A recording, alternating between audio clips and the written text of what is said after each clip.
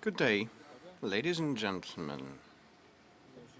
It's my pleasure to see such a huge interest towards today's event. For the part of the press, I welcome you all.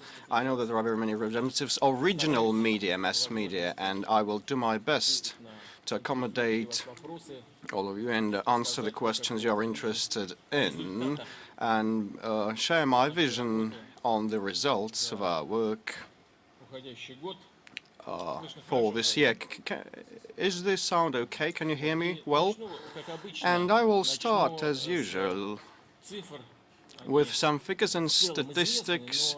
Well, probably they are generally known, but I have got the most recent data, and probably they will be of interest. So the main indicator of economic development, GDP growth, gross domestic product for the first 10 months of this year is 3.7%, which is a bit less than last year. It was 4.3%.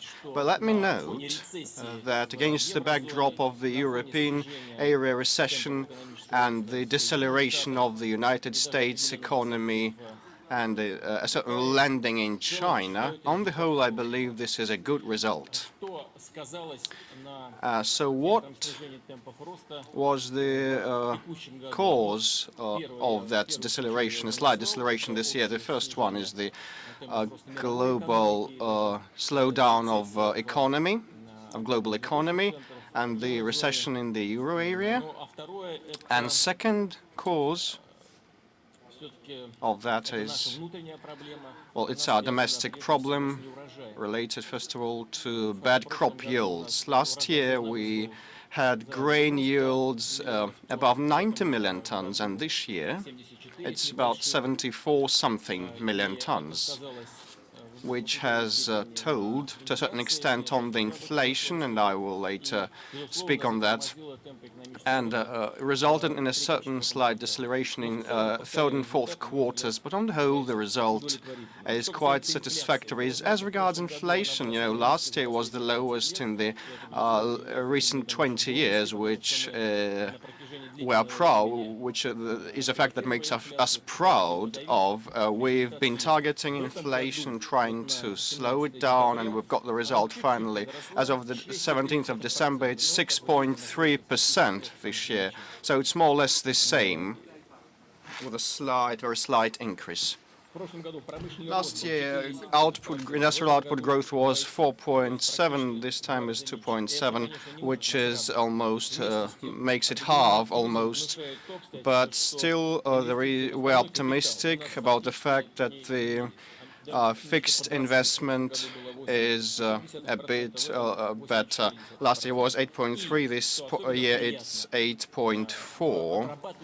And in the processing industries, we had 4.4% output growth, which is quite a high indicator. I hope that this is the result of the activities of our government. Then comes social matters. Monthly accrued wages in 2011 was 23,369 rubles, and as of November this year it's 27,607 rubles. And last year we had 2.8% increase. This year it's 8.8% increase of mean salary or average wage.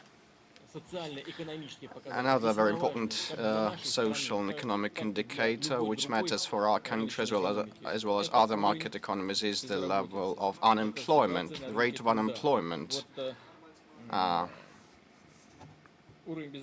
Unemployment by International Labour Organization standards was 6.6 last year, and this year, at the start of this year, it was 6.6 as well. But as of November this year, we have a decrease to 5.4, 5.3% rate of unemployment, which is one of the best indicators and rates in the developed economies. The officially registered unemployed people account for only 1%. This real disposable income last year it was 0.8% growth. This year we had a growth of 4%. You know what is the reason for that? Because we considerably increased the wages of our servicemen and military. We increased the wages of our police and home ministry on the whole. 1.6 times increase of pensions also told on that, and the growth of pensions is planned. And in social and welfare sphere, we had an increase in salaries. School teachers, university teachers benefited from that. And there was a growth in healthcare specialists and service personnel, both and the like. A 4% growth in real disposable income is a good figure. The retirement pension was 8,800 something rubles, and now it's 9,810 rubles as of October. And the social pension is a low one. It was 5,200, and now it's 5,942 rubles.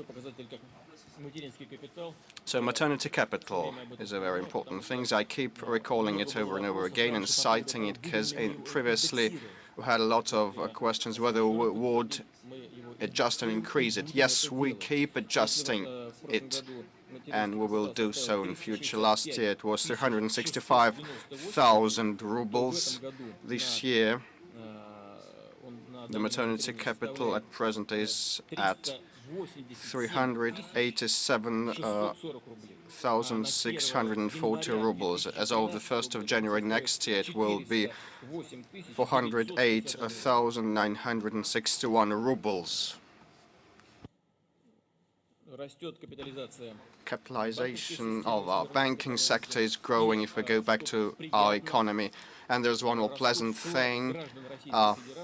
The amount of deposits keeps growing. The yearly growth was 19.6%. In absolute terms, it's 13.1 trillion rubles.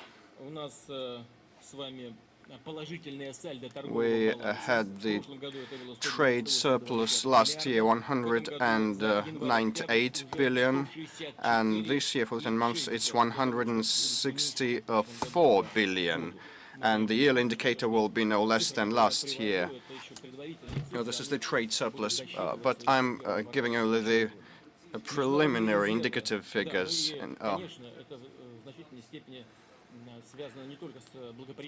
And it's related not only to a good economic situation, but also it's the merit of the government. We acceded to the WTO.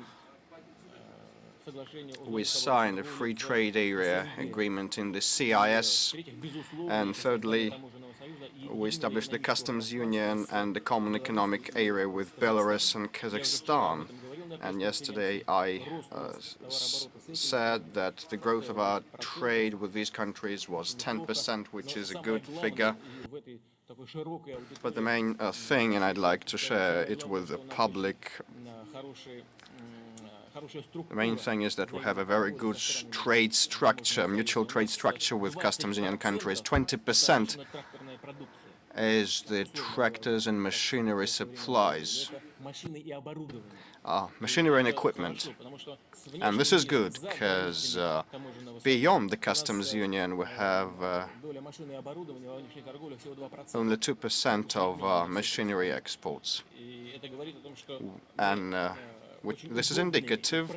It means that we are quite good and comfortable and suitable partners for each other. Our public debt is at record lows, a bit more than 10%. External debt is 2.5%. And we have one of the best positions in the world. International foreign exchange reserves of central banks grew a bit. It was $498 billion last year. This year, as of the 7th of December, it's $527.3 billion US dollars. The reserve fund of ours also increased a bit considerably. In dollar denomination, it was $25.2 billion. Now it's $61.4 billion. The National Wealth Fund is 87.6 billion last year, and this year is 87.5, so more or less unchanged. And let me note that despite the problems that we have, and we of course will deal with them today, we have a host of them, I'd like still to note the stability of public finance. And the very important decision taken by the federal government was the introduction of the budget rule, so-called budget rule. So the federal budget's revenues are used for expenditure only given a certain oil price. For next year, the severance level is $91 per barrel. So if it's above, we will spend. If not, we will save. It's quite a rigid rule.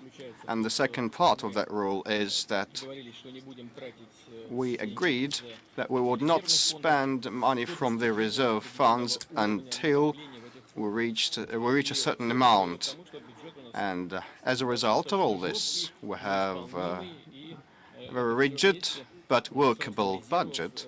And together with the growth of our reserves and foreign exchange reserves, speaks of very good and well thought over economic and financial policies of ours, a very prudent one. And the birth rates we are having now are the best in 20 years, and the mortality level is low. It's the lowest in the last 20 years, which is a proof positive of the fact that people have started planning their lives differently. They have expanded their horizons, family horizons, and it means that despite all the problems, people have the feeling of stability and reliability of what is being done by the authorities. And I have cited the figures of the income growth. It is also proof. And more, apart from this, we have special set of measures to back birth rates and positive birth rates and demographics.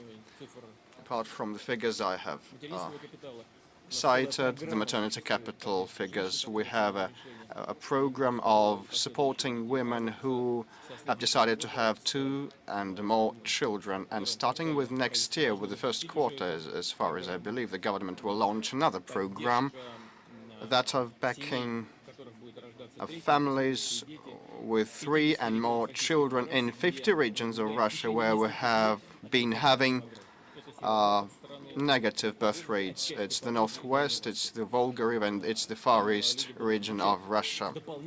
People there will get monthly additional allowances that equal the minimum living cost for a child.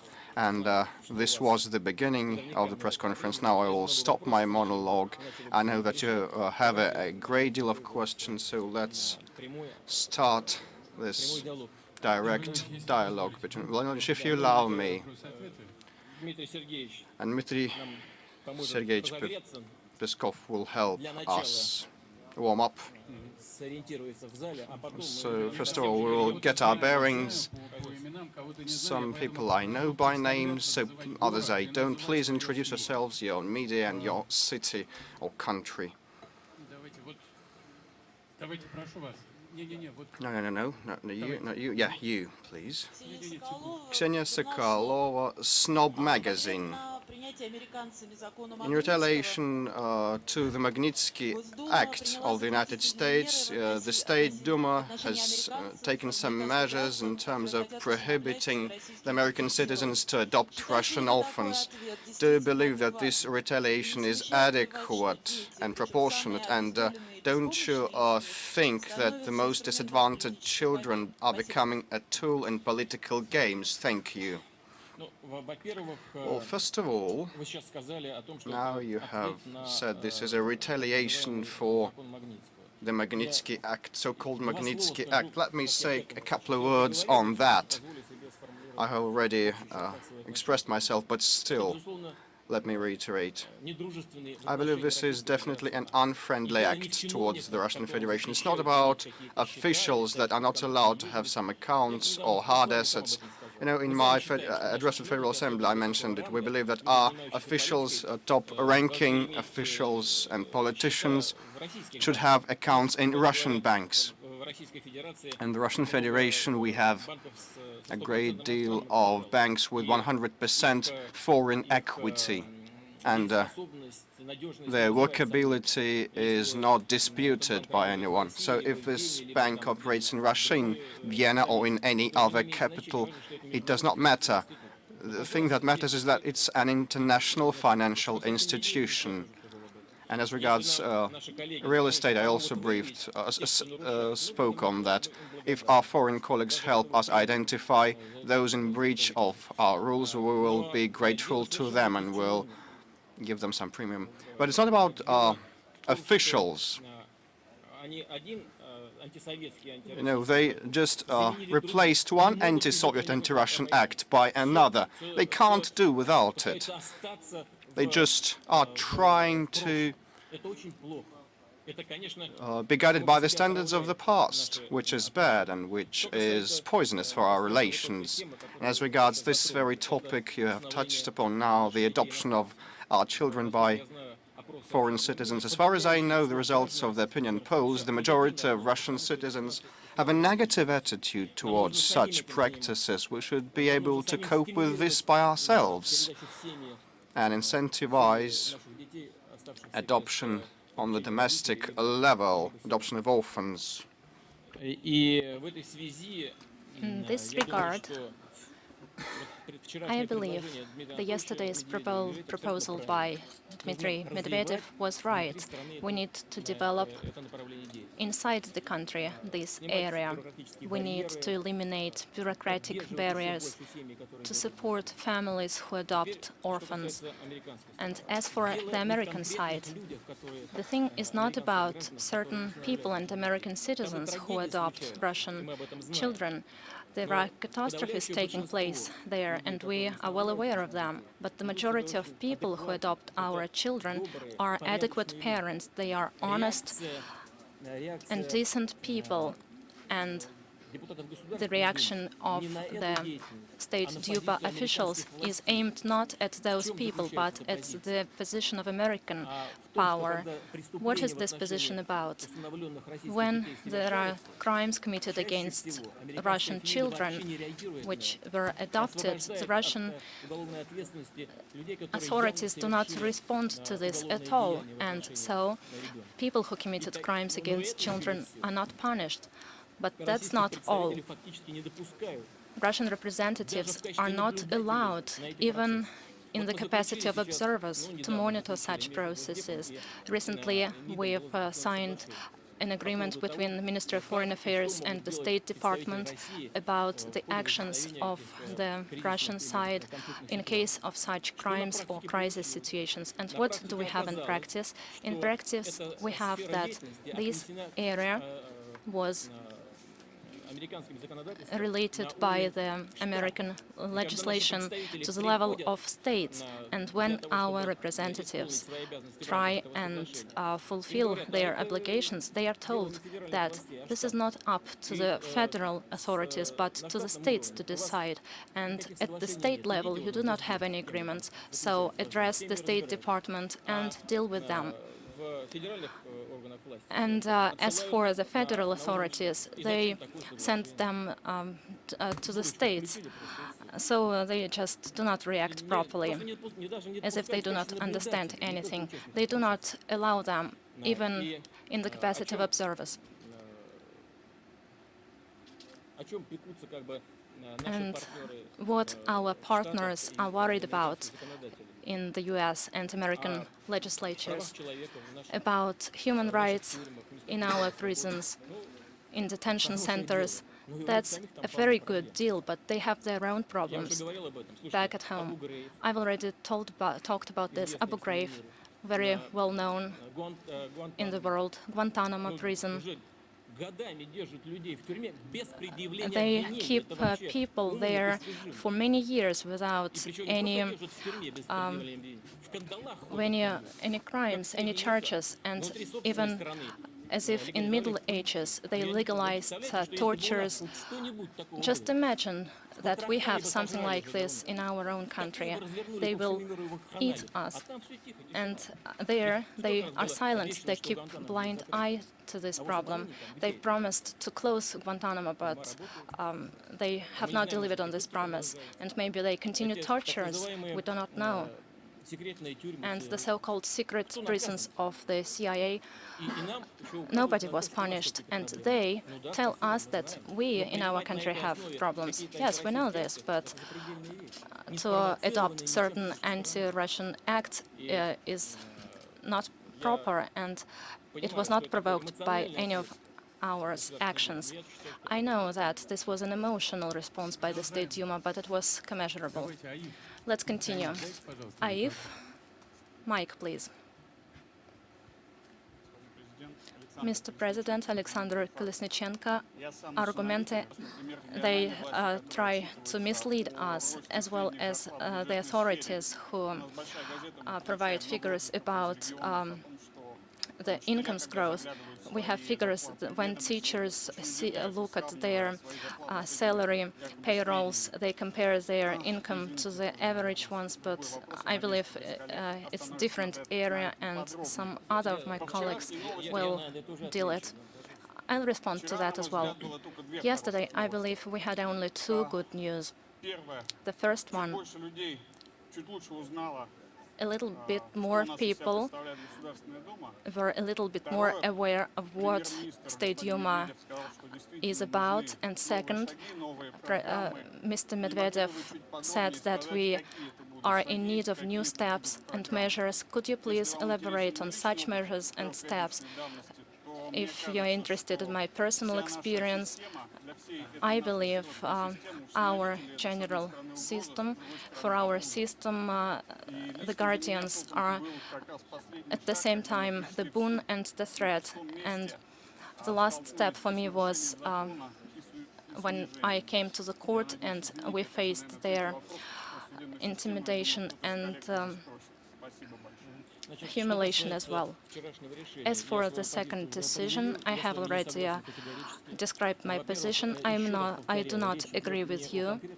We are not talking about certain specific individuals. We are talking about the attitude by American authorities to extraordinary cases related to child rights violation. This reaction is well known. I would like to reiterate, they do not allow Russian representatives to monitor such problems. They do not allow them to the courts. I believe this is inadmissible. Do you believe it's normal? I don't think so. Do you like it? Are you a sadomasochist? The country should not be humiliated. We need to improve our domestic system. That's right. And besides, we do not prohibit or ban adoption altogether. For example, many states of the US do not allow observers to monitor elections. Do you like it? There is an organization there with a quite strange abbreviation, ODIHR, BDIPCH, said if they will come close to 100 meters to the election poll, they will get arrested. Do you like judicial system, which is maybe too careful about such issues? It's to much extent depends on the personality of the judge who considers the case. There are different people, in particular in the judicial system, and my good friend and colleague adopted 2 Russian children back then.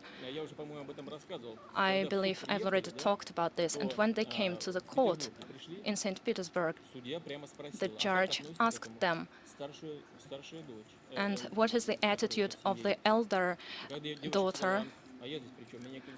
And the daughter answered that she wasn't asked, but the judge asked her. There is a great sense in this, because each member of the family should make a decision, and in general, the judicial system is based on such principle. It was strict but reasonable. But there is another issue, dismissal of children. Children who were adopted are abandoned. Here, we should not simplify. The society should understand if any given person is in position to bring up a child, will the state support will be sufficient to bring the child up properly? All these issues are of extreme importance. And if the family adopts a child just to get some benefits, it's unacceptable. We need to deal with all of these aspects. And if you ask me what is needed, I will seek advice of experts. I will consult with such people as you. This is not just lip service. We'll have to talk with those who bring up adopted children. There is a great number of details there, but what is to be done for sure, and here I completely agree with Dmitry Anatolievich, here we need to expand opportunities of Russian families to adopt our children and to provide guardianship for them. Here we need to take a whole set of measures, both of material and moral nature. Colleague to Kuzbas, the floor is yours. Good afternoon, Vladimir Vladimirovich, observer from Kuzbas newspaper, Kubarina Oksana. I would like first to invite you to Kuzbas on the 25th of January. We'll develop 2 million tons of coal, and we'll also celebrate the anniversary. For our region, we have a very pressing issue, relocation of people from improper housing. Does the state have any plans to finance programs to relocate people from improper housing? First of all, I would like to congratulate you upon the holidays, and I would like to congratulate the miners with their achievements. The development and export of coal continues to grow. Last year and this year, compared to previous year, the miners achieved new levels. We increased production and export of coals as well. This is an excellent indicator. Miners have a very dangerous profession, so it requires constant attention on the part of the government. And those who live in proper housing, certainly they need the backing of the state. You mentioned the program, which is currently underway. I've been to the region, I've been to those slums, I've talked to people, I've visited accommodation to which they are relocated. This is a very expensive program, but we are going to continue its implementation. I've already talked about this in my previous addresses and public statements. Hopefully, in the next years, we'll resolve this issue, not only old housing, but dangerous housing as well. In accordance with the law, we need to relocate such people in the priority order. At first, we'll eliminate this issue, and then we'll turn to those living in old housing. But here, we need to increase the responsibility of the regions.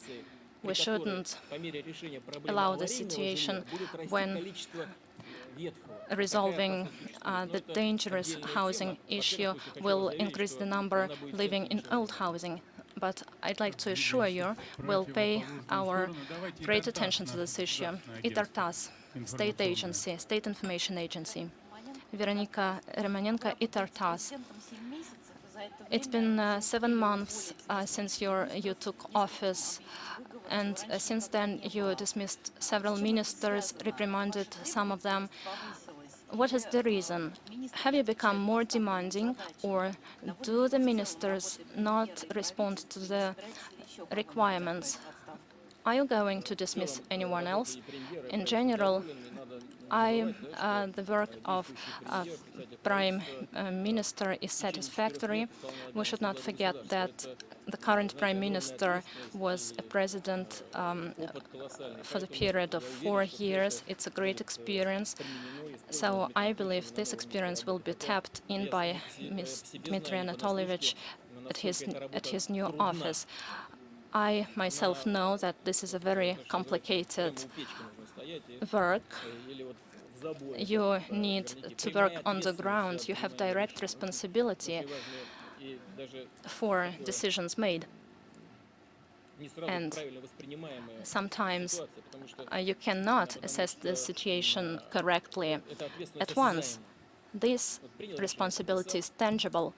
You made a decision, signed it in, and after that, it is followed by a certain outcome, positive or negative, but they are tangible. And as for dismissals, we haven't dismissed much of ministers. Yes, I did reprimand 3 of ministers. The situation has been changing in the country.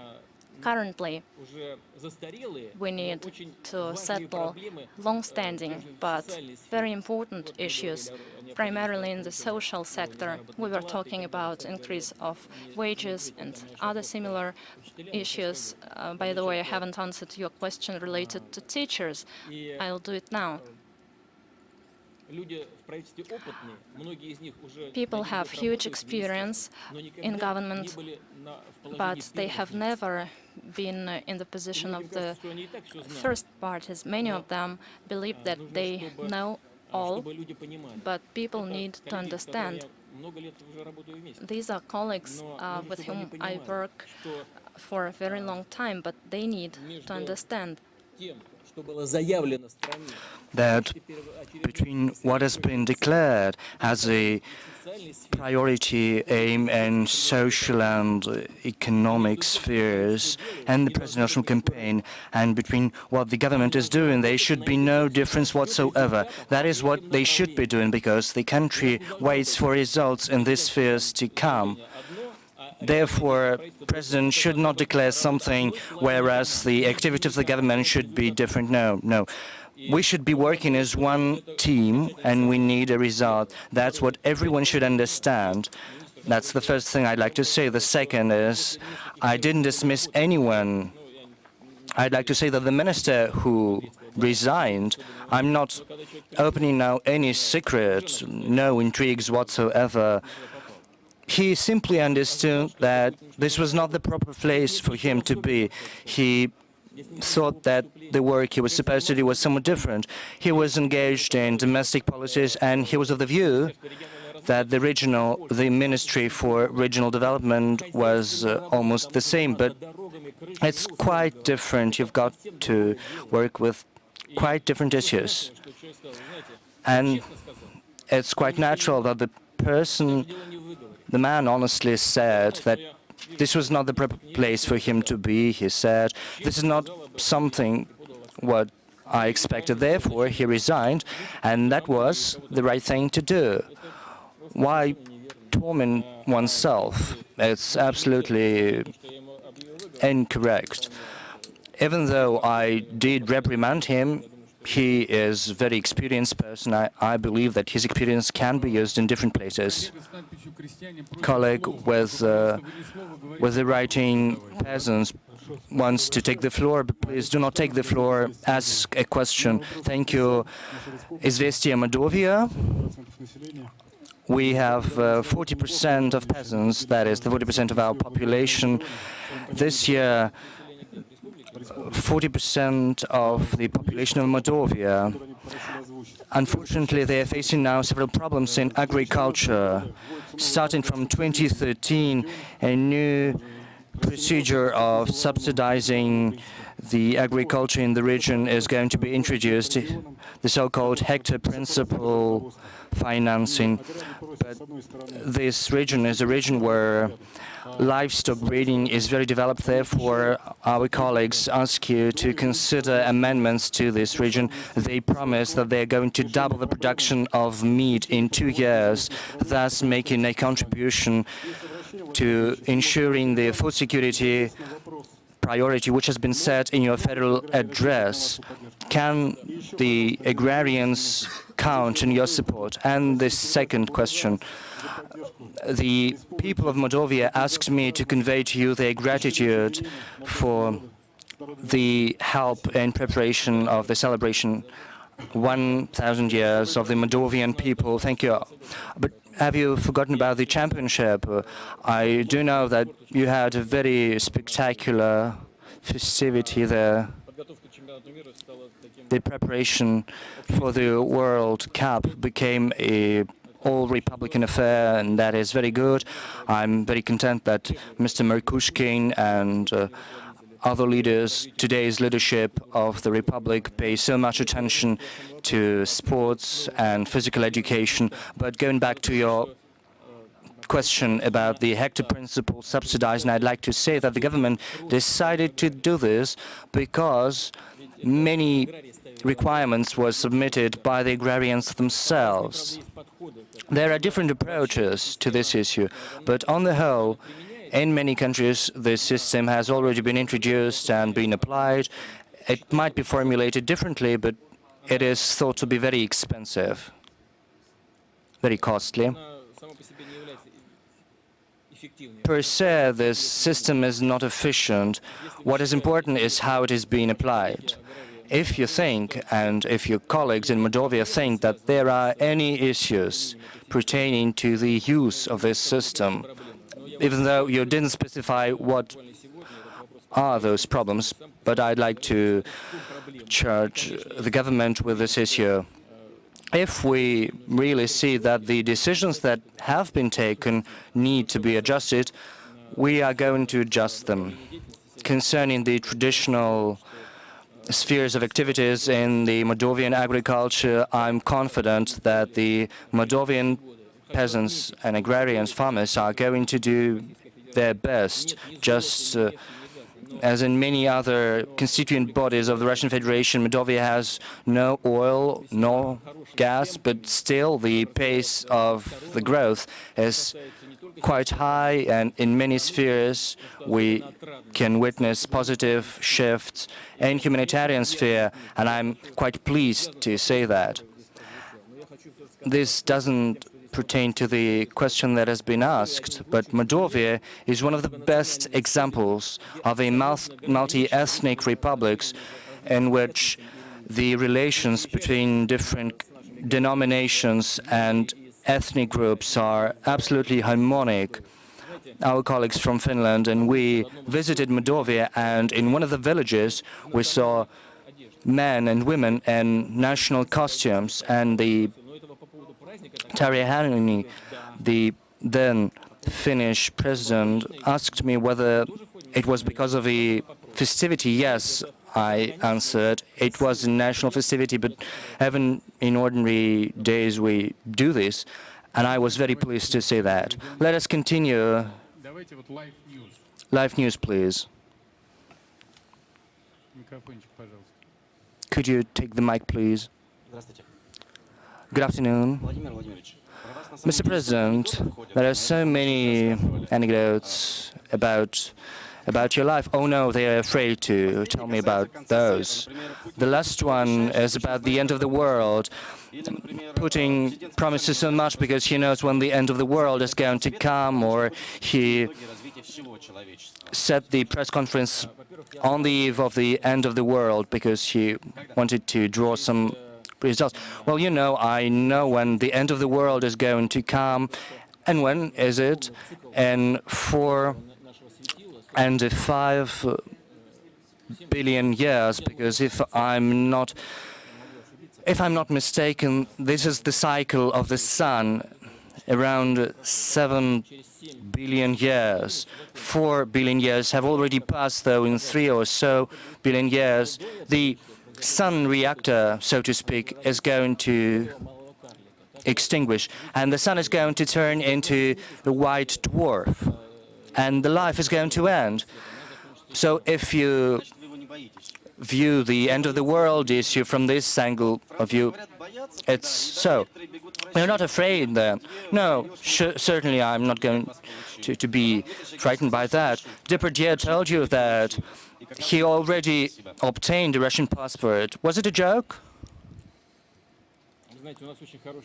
You know, we have very good relations with France, and we appreciate these relations very much because those relations are long-standing ones. France has a special place in our relations. We have had long-standing spiritual relations with France. Despite the tragic events in our common history, we still have those ties in economy and the political sphere and culture. And very often, even though France, as a NATO member, probably more often than with other countries, we come to mutual understanding with France and with the French people. That's the first thing I wanted to mention. Therefore, I'm quite confident that no decisions whatsoever might affect negatively the Russian-French relations. Secondly, I'm quite sure that our top-ranking officials didn't want to insult Gérard Depardieu, but just as other politicians were trying to protect our politics, to justify them, even though it was somewhat awkward, it's just a trifle, nothing more, even though an unpleasant one. Actors, musicians, artists are people of a very delicate mentality. We in Russia say that artists can easily be offended, therefore I understand the feelings of Mr. Depardieu. I read his declarations, even though he said that he was European, a citizen of the world. I do know, because even though we didn't see each other too many times, he loves France. He lives by the French history, by the French culture. I understand he is now going through very hard times, but I'm convinced that those will come to an end. As to the humanitarian aspect, if Gérard really wants to have a permission to live in Russia, or if he wants to obtain a Russian passport, he can count on a positive response from the Russian authorities. Let us get on. Tatarstan, please, the left sector. Good afternoon, Mr. President. I represent the satellite television of the Tatarstan Republic. You are, as a guarantee of constitution, could you tell us about all those statements that Tatarstan, several people propose to rename Tatarstan? What is your opinion of that? You know, it is well known that in the Russian Empire, there were no national or territorial constituent bodies. There were governorates. And this fully applies to the constituent bodies of the Russian federations and also other countries which are no longer part of Russia, for instance, the Tiflis Governorate, the Tbilisi Governorate. On the whole, everything functioned normally. Can we go back to the past? I'm not sure. Before starting to talk about that, we should consult the national republics which are part of the Russian Federation. What we need list is any tension in this sphere, any decision in this sphere, according to the Russian law, cannot be made other than by the decision of the constituent bodies of the Russian Federation, and that can be effected either through a referendum or a decision by the parliament. From the social and economic point of view, it is true sometimes there are grounds to discuss the aggrandizement of several bodies, several regions of the Russian Federation, so that those parts can be capable of dealing with their own problems. But this should not be aimed at resolving the so-called national issue, because that is a very delicate issue, and one cannot act awkwardly here. And I'd like to stress that. Therefore, we are going to adhere both to the spirit and the letter of the Russian law. Therefore, without the opinion of the constituent bodies of the Russian Federation, these issues cannot and won't be resolved. Thank you. My name is Ines Ziblevik, Moskvik.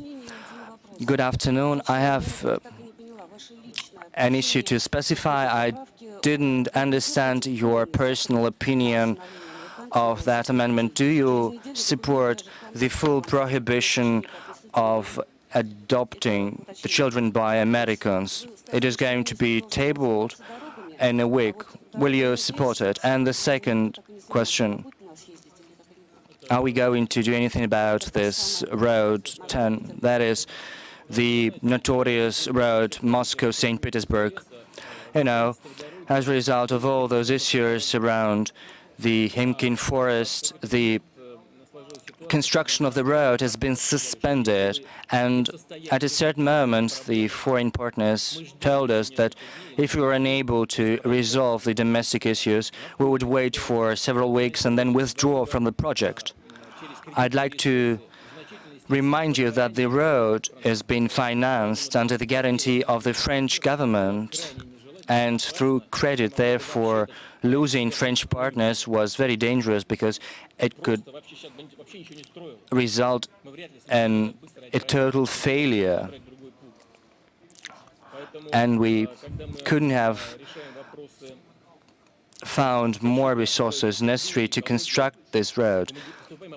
When dealing with the environmental issues, certainly we act rightly, but we should always think about the development of the country, its infrastructure.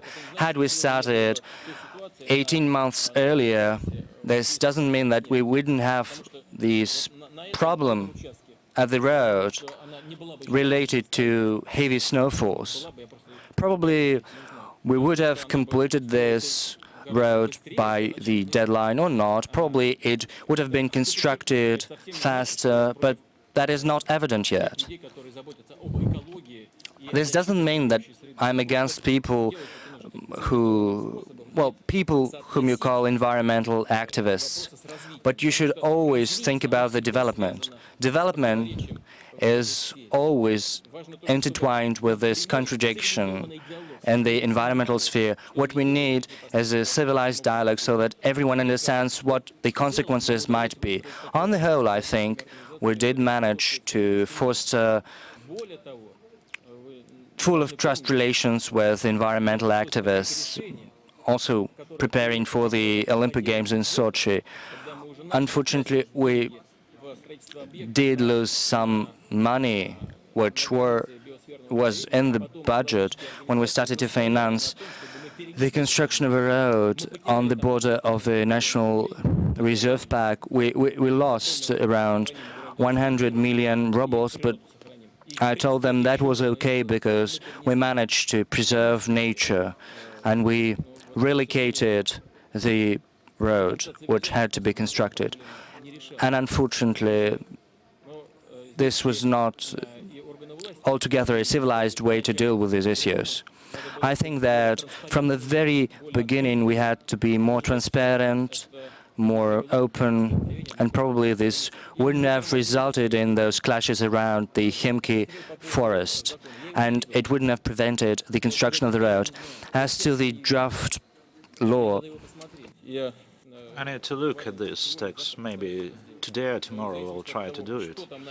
But depending on what it has in the text, then I think my attitude is quite clear or towards this problem. Will I sign it or not? I need to look at the text first. Look through the text. Yes, I will support, like I said. In what form? That is the question. We have an agreement. We still have an agreement with the Department of State, and we need to look at this agreement. It's not just a vanity. Echo Moscow, from Echo Moscow to Magadan.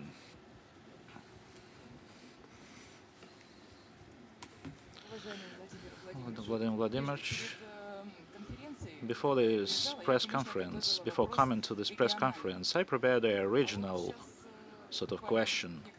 But now, checking the internet information, I once again ran against the specific information regarding the health of the president.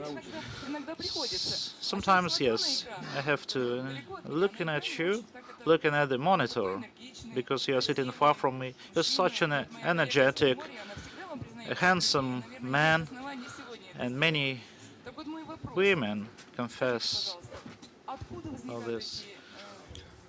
Can you tell me about what are the possible sources of this information and who can benefit from this? They are beneficial for the political opponents who are trying to question the legitimacy of the power. Regarding my health, I will tell you, no way.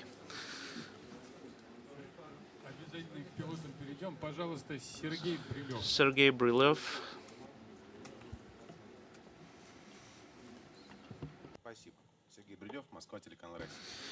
Vladimir Vladimirovich, you said a lot about stability. No? No way. I didn't say a word. By the end of your current presidential term, so the people would become adult by the end of this. So this 18-year period is quite a specific figure in the Russian history, and sometimes stability can go into the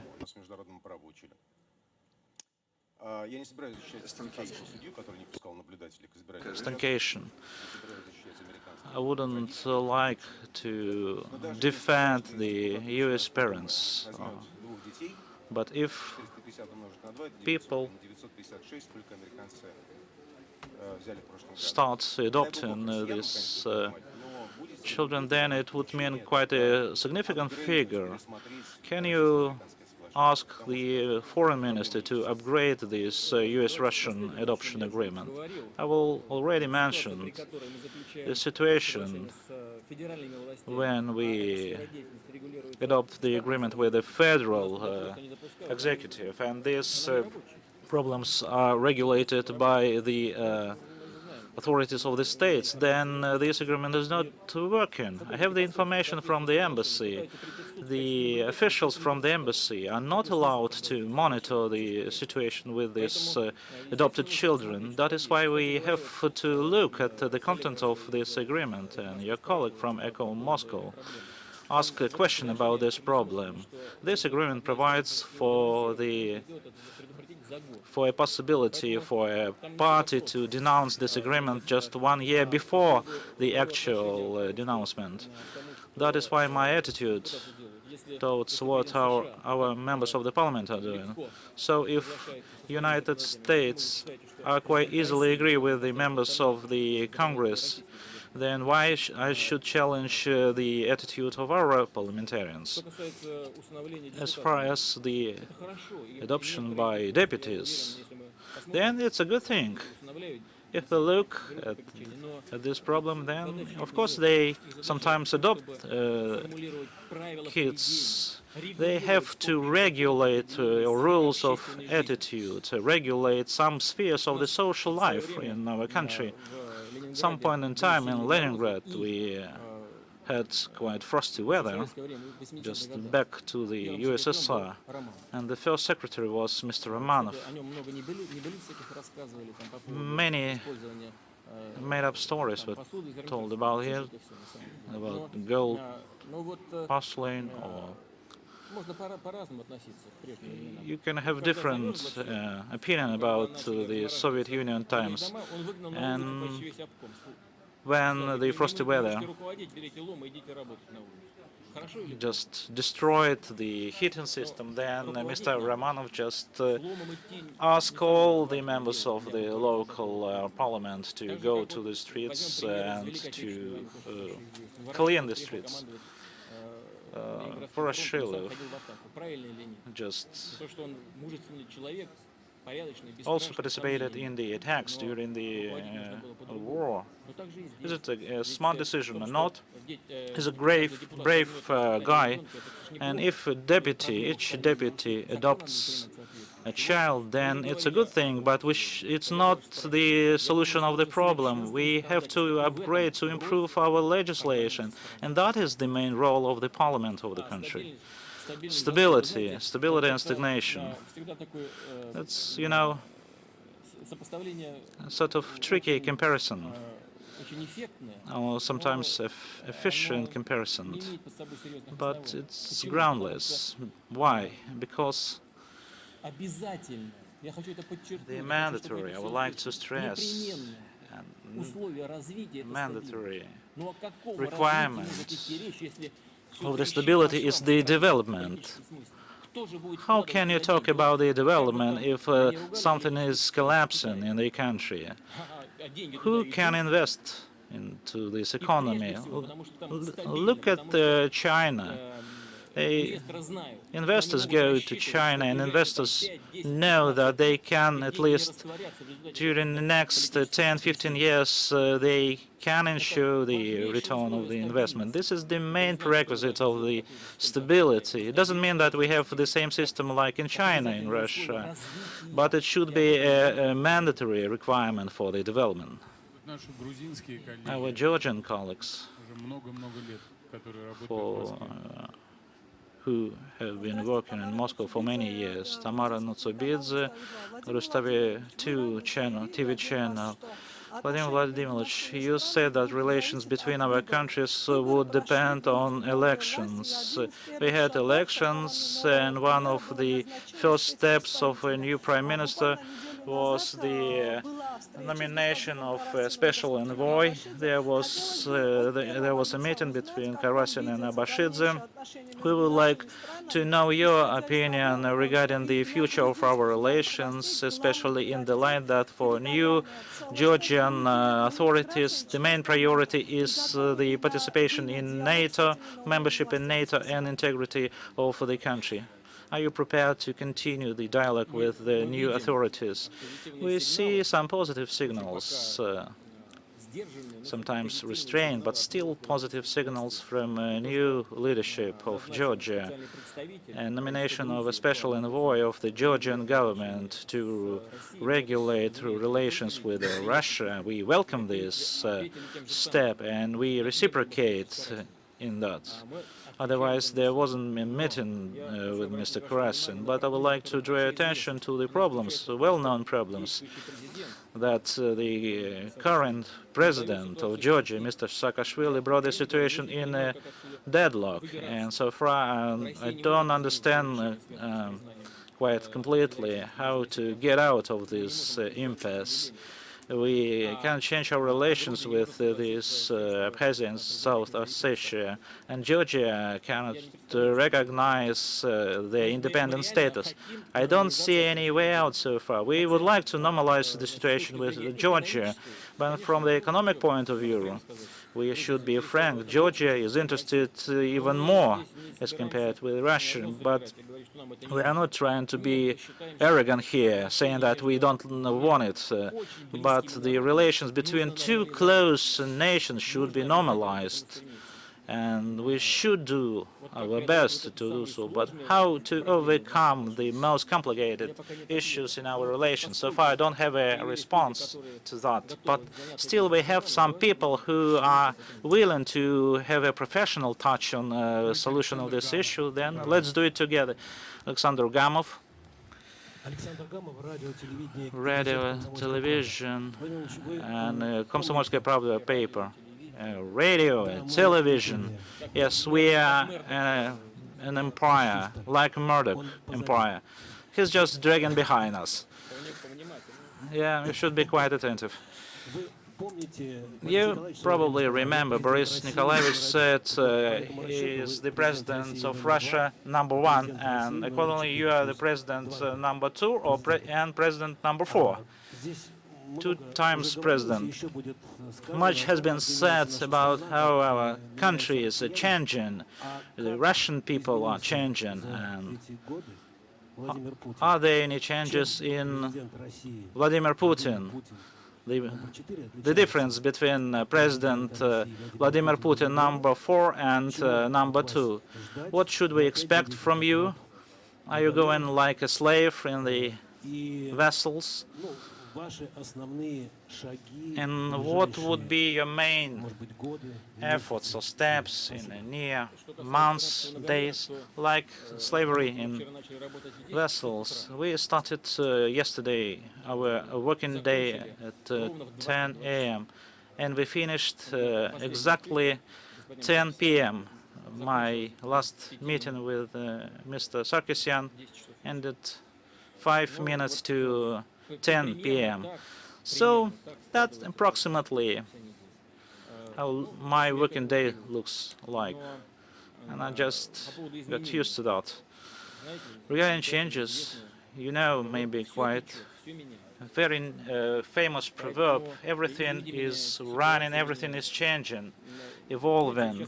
People are changing as well. Of course, I can also change for the better, but maybe it's not the appropriate answer.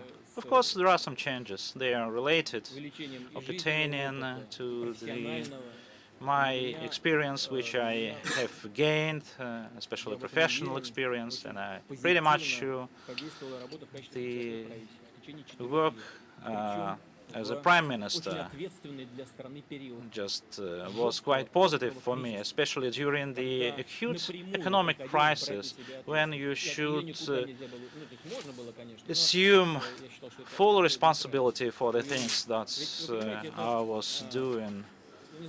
And probably, maybe you saw it or not, but I know that when, in the end of 2008 and 2009, you should stand up and say or admit directly that we have problems here, there, and I would like to say that I never allow the repetition of the situation of the 2008 and 1998. Many say that opposition look at that and that, and if we collapse, then full stop. But just to say for sure, having a lot of factors, confusing factors, which are beyond our control, this is a very complicated thing. And such situation repeated several times during these last 4 years. And you should understand situation in greater detail, and that could increase the level of professional expediency and certainty and of myself and my personal team. Thank you. We have some journalists from Tuva on the right-hand side. Hello, Mr. Putin. My name is Rana Kochenkova, Republic of Tuva. A year ago, on the 12th of December, you visited Tuva, and attended the ceremony of the start of the construction of a railway string. A year has passed. It's 46 degrees minus below zero, but the state has withdrawn from the project, and then there is only one private investor. But will the Tova residents will see trains circulating and servicing this railway string? And I wonder whether you wasted your time a year ago at a very frosty weather. You know, it's a very complicated project that started with one of our entrepreneurs who is now residing abroad, purchasing this deposit, and later he tried to attract some investors and contractors, and it turned out that this company, after the first rails were laid, it turned out that the company is debt-laden, and thus it was very hard to obtain a loan to fulfill the project. But the deposit is indeed quite promising for both domestic use of that coal, it's rich in it, as well as for exporting coal to China, among others. And I would very much like the project to be implemented. And it's no secret that, and everybody knows it, that the railway was to have been built by a private company to develop that coal deposit. And that would mean greater infrastructural capability of the whole of that region and better living standards for the residents. I hope that such projects will be implemented. And I must note the following, which is very important. If the participation of the state will be critical, we will provide such participation. Izvestia newspaper. Mr. Peskov knows everybody by name. So they have the inscriptions, the writings, signs with writings. It's good when a press secretary can read, and he can also hear and listen to what others say. So just don't laugh, you may not like my question. Mr. Putin, there are a lot of press representatives, and we have a great deal of questions to the authorities. And the authorities is first and foremost you. You are the byword for the authorities. For 12 years you have built quite a rigid, sometimes authoritative regime of your personal power. Do you think this is a livable and viable construction under the new conditions? And don't you think that it is an impediment to the development of the country? I believe that we have provided for the stability that Sergei Brylov has asked about, which is the prerequisite for the development of our country, and I have already said it. I believe it's a very important thing and condition, but I wouldn't call this an authoritarian system. I can't agree to what you're saying, and the most vivid example is my decision to withdraw to the Prime Minister's position after I've ruled as President for 2 terms running. If I believe that the authoritarian system for us is the most suitable, I would have changed constitution. It was an easy thing to do. It doesn't allow a referendum. You know, it's a matter of vote in the parliament, and we had more than 300 votes and seats there. It was my deliberate and conscious decision to withdraw to the Prime Minister's post to provide for the continuity of power and demonstrate the respect for our laws and the Constitution. And back then I did not have the aim that I would come back in 4 years, and there was the start of the crisis and no one knew what would happen. And it was an ordeal we have passed through, and I can't name the system an authoritarian one. But if someone believes that the enforcement of laws and democracies are 2 different things, this person is misguided. Democracy is, first and foremost, being able to abide by the law. And some have the impression, strangely, that democracy is like the Trotskyism, is an anarchy. But this is not true. Bakunin was a wonderful person and quite a clever one. But we don't need any anarchy as well as Trotskyism. And you know that the anarchy of the 90s resulted in just discrediting the economy and the power, and people started being afraid of everything. But I believe that order and discipline, abiding by the law, following the spirit and the letter of the law, does not run counter to democracy. Okay. Here we have BAM. Hello, Mr. President. Amurskaya Pravda newspaper, the Amursk region. Not long ago there was a meeting of the State Council on the development of the Far East and the Baikal region, and you backed many proposals, including the BAM railway development and greater traffic, etc., and so on and so forth.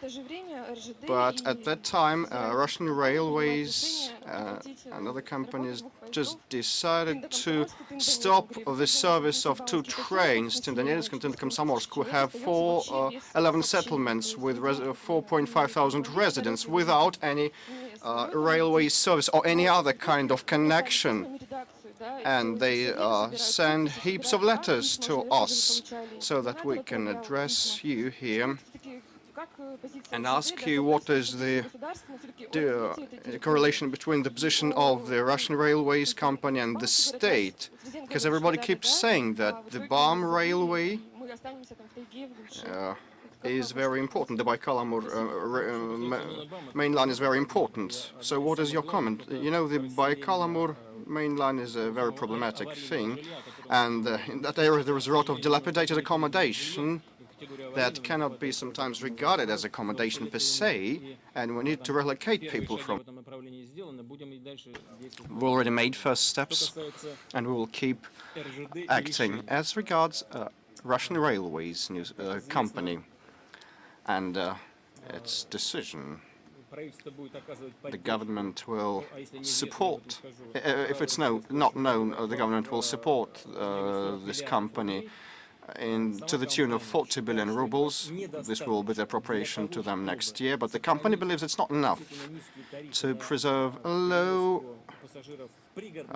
fares and tariffs in commuting traffic and in some other kinds of trains, because subsidies are needed.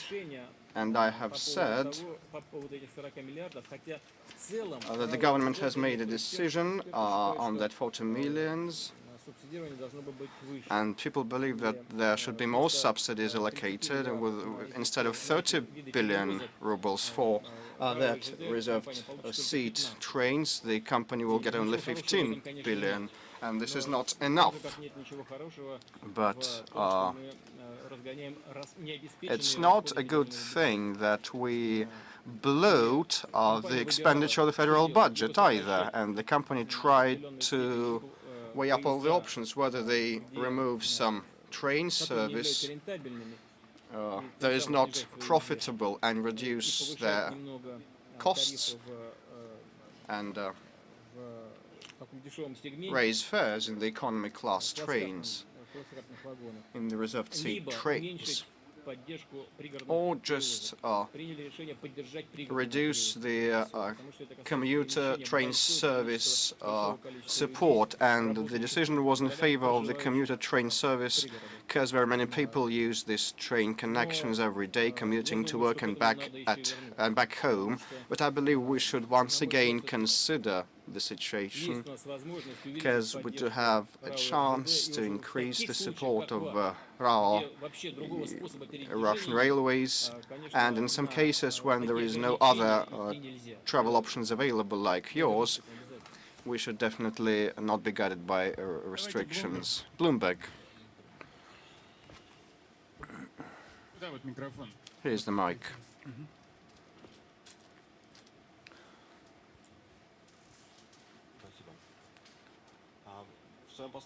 In your address, you spoke about the reduction of offshore nature of the economy. So how are you going to pursue this reduction of offshore nature of the economy? And we can cite the recent example of the transaction between Rosneft and TNK BP. AAR will get $28 billion, and this is an offshore transaction. And this sum of money, will it go back to Russia? Will it flow back to Russia? And how are you going on the whole to return the offshore capital to Russia? A very good question. Thank you so much.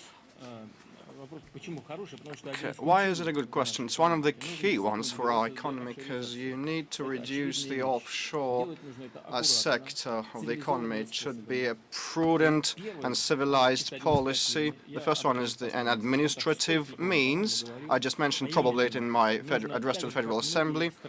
Like very many countries, including European countries, you should strive for signing relevant agreements with offshore zones and provide for the disclosure of the taxation info and the final beneficiaries of those offshore companies. This is quite a civilized way, and there is nothing horrible about it. This is the first means, an administrative one. And a legal one. As regards second, it's more complicated, but I believe it's much more important.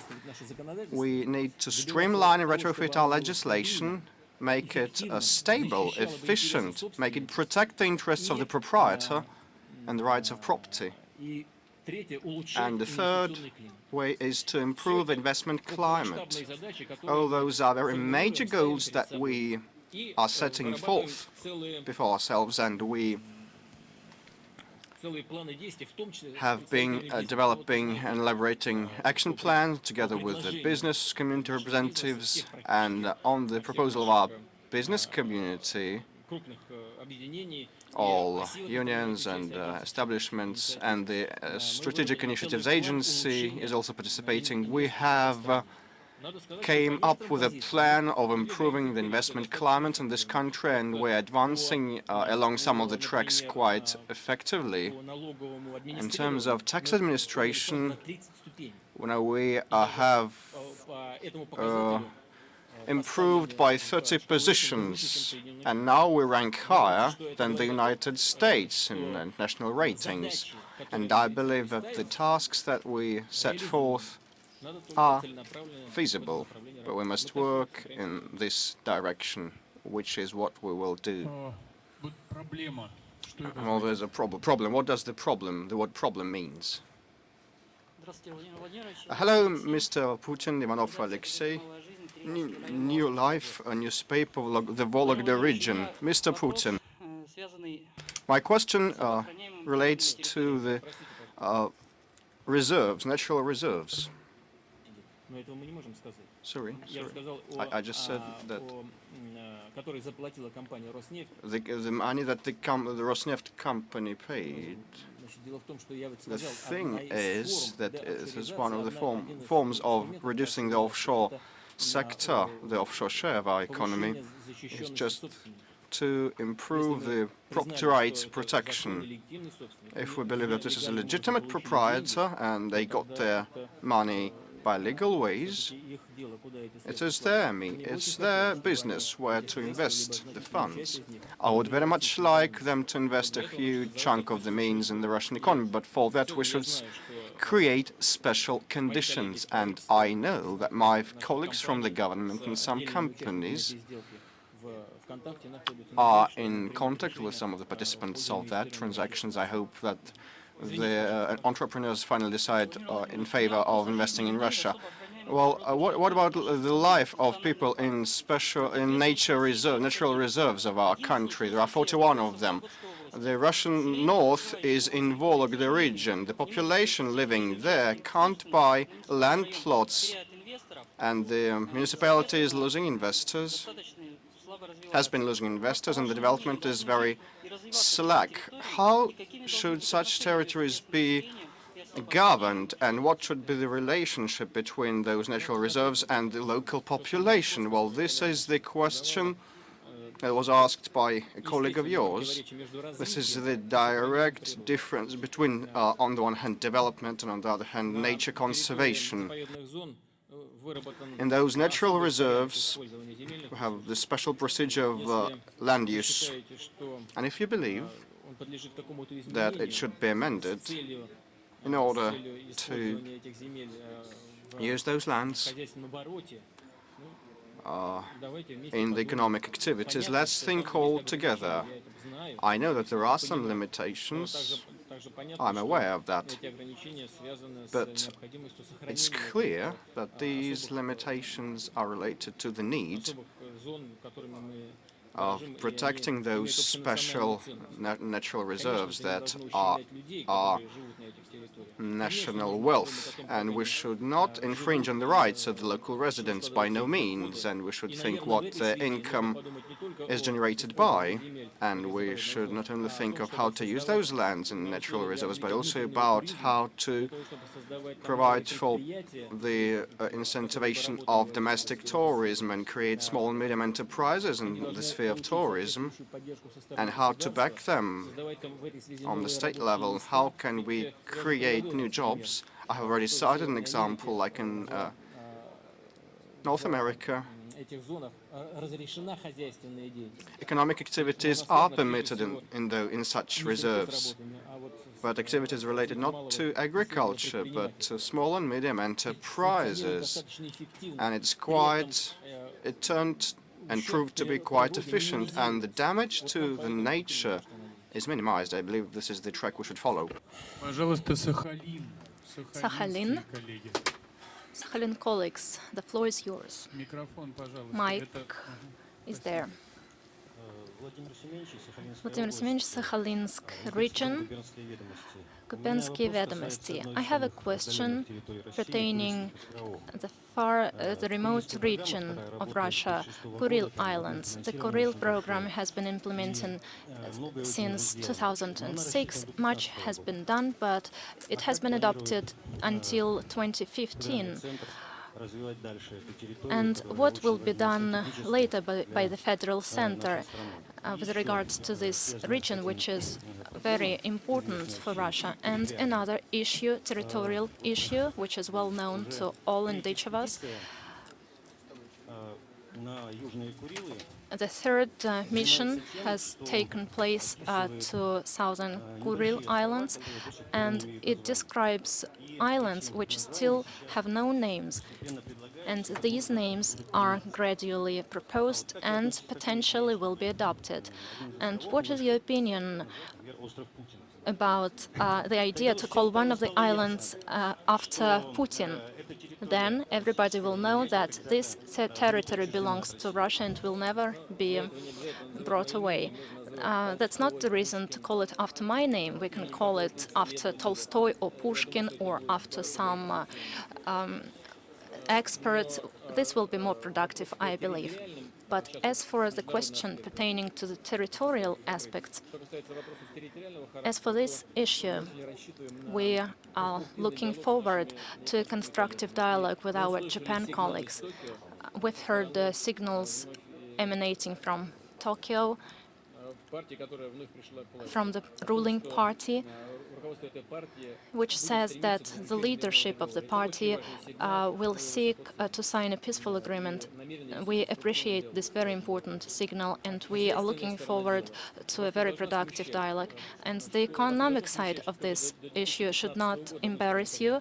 You shouldn't be embarrassed by the fact that the program has been adopted until 2015. The fact is that the budget is adopted until 2013, but as part of long-term programs for Zabaikalia and Far East and the issue to develop Kuril Island, in the next program, this issue will be regarded. The next question.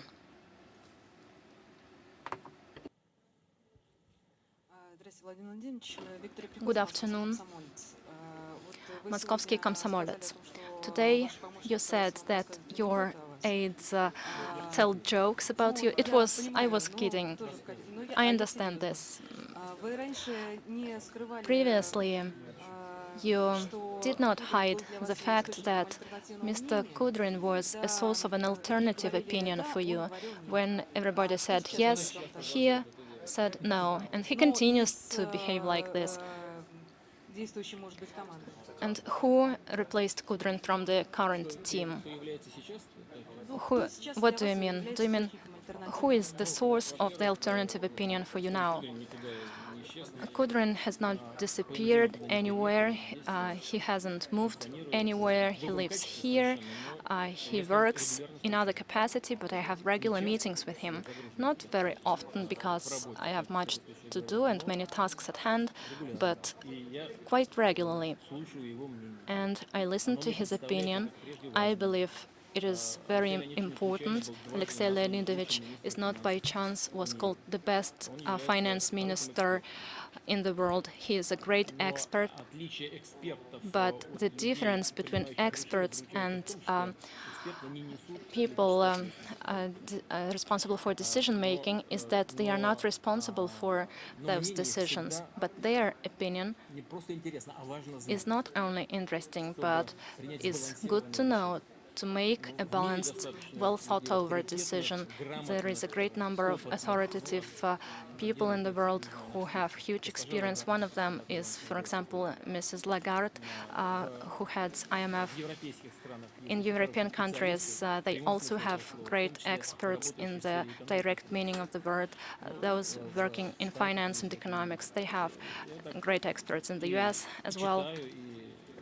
I'm reading a lot and about their opinion, and I try to take it on board. I try to correlate it with our plans and with the tools we use to settle tasks which are set before our country. If you consult Kudrin, maybe you have plans to return him to the team. You know, the team.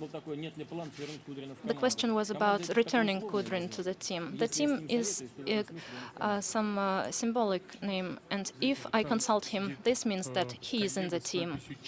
There we have a colleague with the sign saying "часы," watches.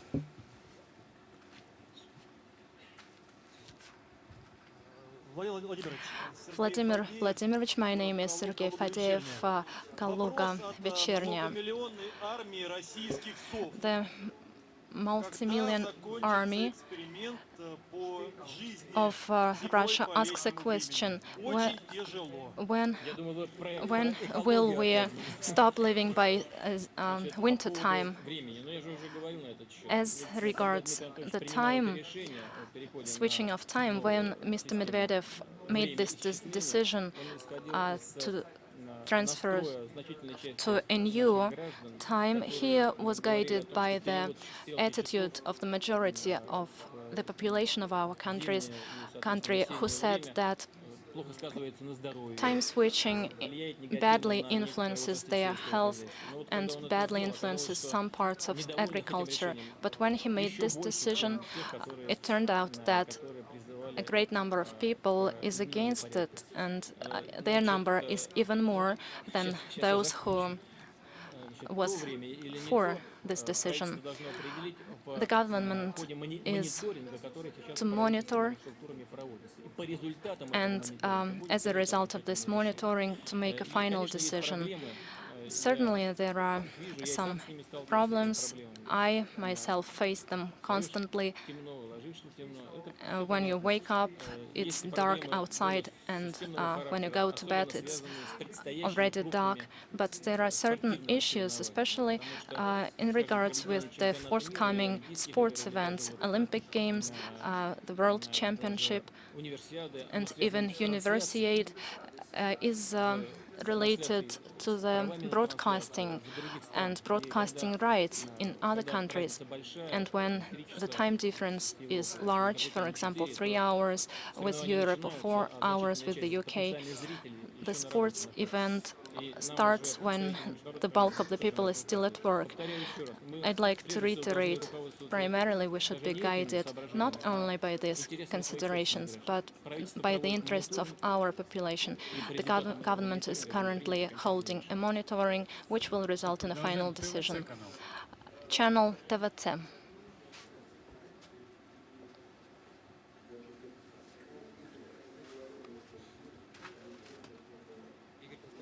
Igor Konstantinov, TVC TV channel. Last time, we gathered for the similar large-scale press conference in Skolkovo, as Skolkovo, for a number of years, has been a priority. It was the starting point for the development of the whole country. They received many promises, great amounts of money was invested, and now we have an impression that the process has slowed down. What is your view on the future destiny of Skolkovo, this young innovation center? As you might understand, there is a hidden meaning in your question, as if I sent certain impetus to develop Skolkovo. It has nothing to do with the reality. Dmitry Anatolyevich heads the government of the Russian Federation, and he has all the leverages to make decisions related to this question. First. And second, I'd like to draw your attention to the fact that back then, 5 or 6 years ago, I myself suggested Dmitry Anatolyevich to head Skolkovo, and my another colleague headed this project in St. Petersburg. There we planned to create a management school, but we started to attract private capital to Skolkovo, and the platform in St. Petersburg was transferred to the university together with the money, from 8 to 9 billion rubles, but they were not able to leverage it, and all the money returned to the budget. And amidst the crisis in 2009, we were not able to return this money. Skolkovo is not a single platform, is not a single innovation center. I know that academia criticizes heavily this idea. A lot of innovation centers were developed during Soviet times, and they proved their efficiency. But we'll continue to support them. We have a whole chain of free economic zones. Some of them are very effective. Not all of them, but quite a number.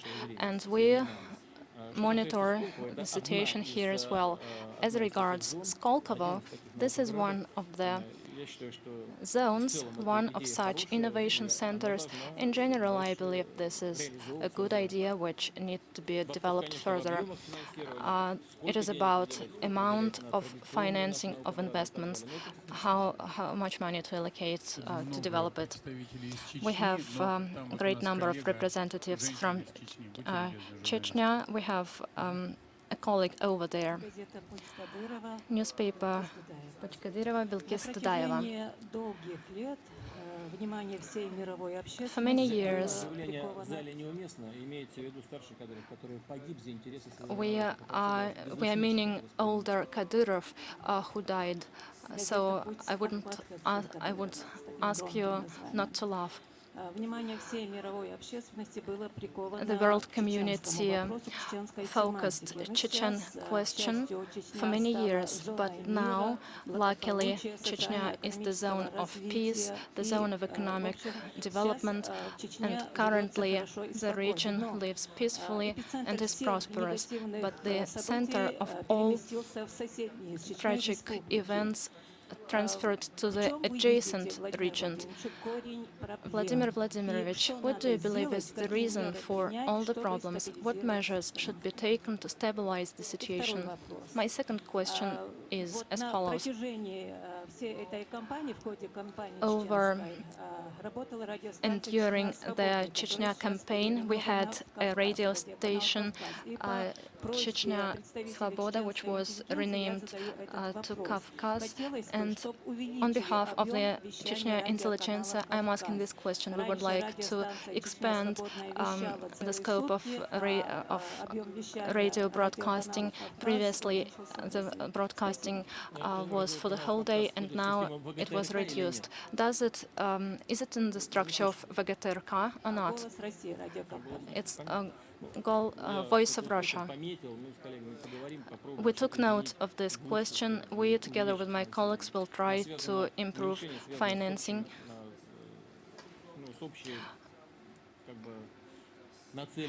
And the Ministry of Finances has the aim to minimize expenditures. We have a very rigid budget. I said this earlier. So government had to reduce certain expenses in all areas, including mass media sector. But I don't think that this is a final decision. Media, especially in Caucasus, plays a very great role, not only to allay tensions but also to encourage the positive scenario. As for the conditions in the Caucasus, the position of Chechen Republic is now much better. It can be explained not only by the fact that the crime number has reduced, but this is to the credit of regional authorities, and this can be explained by the development of economic sector. We have already talked about that, you know about that, the renaissance of Grozny, for which we should credit the Chechen people. Certainly this has been done with the support of the Russian people, but without the direct participation of the Chechen people, this would have been impossible. As for the Caucasus problems on the whole, today the number of terrorist attacks and terrorist-related crimes in the country has reduced. The statistics shows that, and still there are terrorist attacks and crimes related to terrorism, and these attacks and crimes claim people's lives. This is always a tragedy. The main issue we're facing today is not only to improve the activities of the law enforcement agencies, this is of course important, but also the social and economic issues we have to tackle. The creation of good and highly remunerated jobs. All across the country we have 2.5% unemployment rate. This is one of the lowest rates in the world, but in the Caucasus it might be 15 to 20%, and among the young people the unemployment rate even higher. But we have to give good jobs to young people, we have to give them opportunities to study. All this, along with advancing the modern ideas of humanism, raising all Russian patriotism, all this is going to yield good results, and I'm convinced of that, but certainly this needs a comprehensive approach. Thank you. The NTV channel. Thank you, Roman Sobolev. The NTV channel, I'd like to talk about children, but not adopted children, about your children. I know that you don't like this, but what about your daughters? Where are they? What are they doing? Probably you are already a grandfather and we are not aware of that. Do you need to know that? I'm very curious. You know, everything is absolutely fine with my children. They are in Moscow. They study, work. Everything is fine with their private lives. And as far as their professional growth is concerned, I'm proud of them. Thank you. Let us continue. The Dosh channel. Good afternoon, Mr. President. I'd like to receive a specification. The first relates to the Dima Yakovlev bill. You know that a great number of people, especially intelligentsia, are against these amendments. Probably demonstrations are going to be held before the State Duma. Do you think that the opinion of intelligentsia is important for you? Certainly, I'm interested in the opinion of every Russian citizen, especially if it is a significant part of it, even though it is not a majority. But I'd like to draw your the attention of those people to what I've said. We're not talking about an issue of specific American citizens. Most of them adopt Russian children being guided by kindest considerations. Therefore, I'd like to express my gratitude to them. But there is a problem which arises when there are certain issues with foster parents, with adopted children, when there are issues that do not correspond to the vein and to the letter of the agreements that the US and Russia have struck. And that's what we are doing now. And it is at this that our decisions are aimed. I've already talked about that. It is absolutely inappropriate when our representatives are not allowed to court. Probably in other countries, it is the normal course of events when foreigners adopt their children and then are not interested in the future of those children that have been adopted by foreigners. But we are different. We are interested in what happens to the Russian children who are adopted. I've talked about Gerhard Schroeder. An embassy representative went to them and they got acquainted because that was a representative of the country from which children have been adopted. They talked with foster parents, and that is what should be done. And this situation is quite different.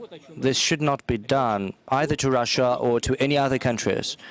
So what we're talking about is the policy of the American authorities.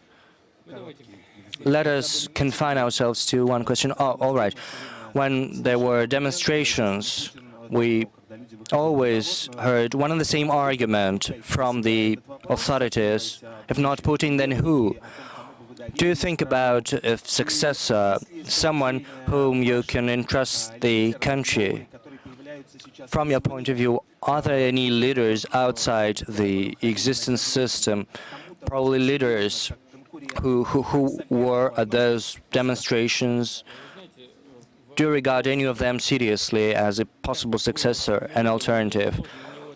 You know, you formulated the question in such a way that it is quite difficult to respond to it. It is not I who entrust the country to someone. It is the Russian people who do this. When people go to ballot boxes, they say to whom they want to entrust the country. I, for one, think that one way or another, one day I'm going to leave this post just as I did 4 years ago. And certainly, I'm not indifferent to who is going to head the country.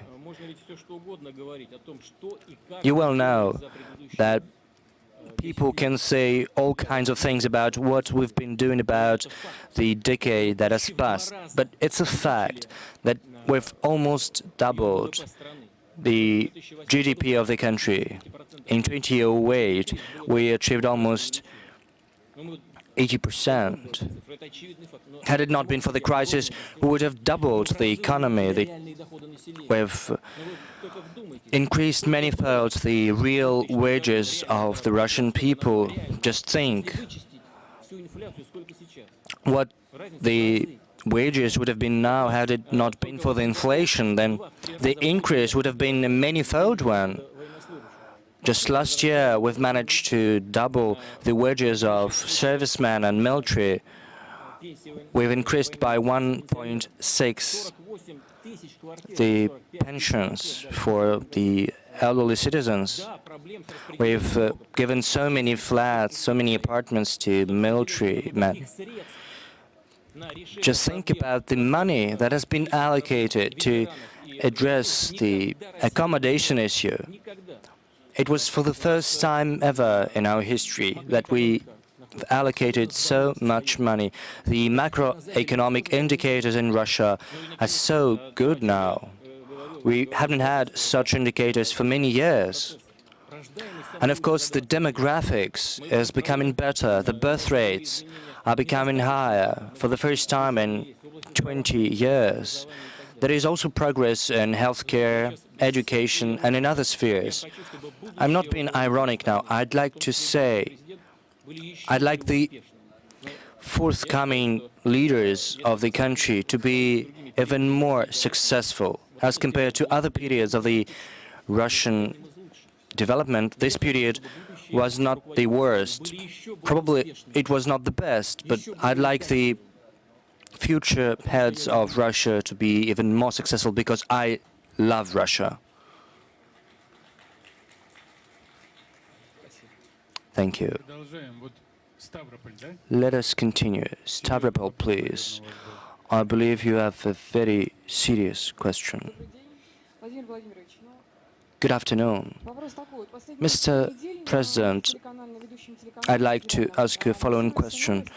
For several weeks, a piece of news has been discussed so widely. Allegedly, people are fleeing from the Caucasus, and there are people who come to other regions of the country and try to push Russians outside. Probably someone has commanded these scenarios to be covered in the mass media. The hijab issue, for instance, has also been raised by people. People who live in Stavropol and the region are quite interested in that. People who live outside the Stavropol region are simply panicking. What is your opinion? I think that you can make the Stavropol inhabitants calm down, not by saying that there is someone who propagates those rumors which are so poisonous. What we should do is implement the constructive policy. Certainly there are issues. Just as you have said, there are many people who are allegedly studying in institutions which are allegedly branches of the Russian federal universities and institutes. But as a matter of fact, this is just a pretext. People who come there use it as a pretext to legalize their stay in Moscow, for instance. We should have a closer look at the policy of local authorities with regard to the distribution of land. I'm not sure that everything is all right with that. We should streamline the migration legislation. That is very important. The second issue is the following. I do understand the concerns of Russian citizens. Certainly, we should be working with all citizens of the Russian Federation wherever they go and whenever they go. And we should always respect the differences of culture between the people who live in the region you come into and the region from whence you've come. We should control the migration flows, of course, especially from the regions from which people come due to some financial and economic considerations. We should also use the authority of spiritual leaders. We should take advantage of the help of parents, social organizations. We should also engage in raising young people wherever they come from. If we start acting along all these tracks, we should, of course, improve the activity of the law enforcement agencies. We should fight corruption in law enforcement agencies and other governmental bodies. If we are consistent in doing that, if we do not overdo it, then we will arrive at a positive result. And we should pay special attention to the Stavropol region. Certainly, there are many issues you've just mentioned. As to the hijab issue, the headscarf issue, as you know, in our culture, in the traditional Russian Islam, there is no notion of a headscarf at all. Once I assisted at one of a major Islamic conference, that was the Organization of Islamic Conference. We are Russia as an observer, this organization, and it was at my initiatives that we acceded to that organization and the status of observer. One of the recognized authorities of Islam addressing the public, said, and that came quite as a surprise, "What are we doing? We make women wear headscarves. We prevent them from studying. We create conditions for falling behind. It is an error." Then he continued saying that they were interested in buying arms from their enemies. I then proposed to him to buy arms of their friends. Certainly, we should not implement traditions that are foreign to us in our country. Certainly, we should pay attention to that. We should talk about that overtly. And we should refer to the representatives of traditional Islam. Those are courageous people who sometimes sacrifice their lives to protect the ideals which have been passed from one generation to another of the Russian people. The Interfax Agency, Vyacheslav Terikov. What time is it now? It's already 2 hours. Mr. President, some time has already passed since Russia's accession to the WTO. What are the first results, if any, of our accession to this organization? Do you think we have done enough to protect the industries, the forestry, livestock breeding, agriculture? One has an impression that we started to talk about protecting our industry only when it was clear that we were going to accede to the organization. No, that's not right. Probably you and your colleagues started to discuss this issue in public right before Russia's accession to the WTO. But in the course of the negotiation process, our experts were painstakingly working on all of these issues. Had it not been for that, it wouldn't have taken so much time, and it has taken 17 years. I've already told you about that. I'd like to use this occasion because there are so many journalists here. The level of Russia's customs protection after its accession to the WTO is 9.5 or 7%. Whereas Ukraine's customs level of protection is 2.7%. And it acceded to the WTO not so long ago. The EU level of protection is 2.8%. It's a little bit bizarre. It seems as if the Ukrainian producers are more competitive than the European ones, and our level of protection is more than 9%. And only in 2 years or so, by 2015, it is going to be reduced to 5.9%. But now there are members of the WTO with the lower level of protection. Of course, there are other issues pertaining to the issue that we've been discussing with you today. That is the creation of an investment-friendly climate for a potential foreign investor.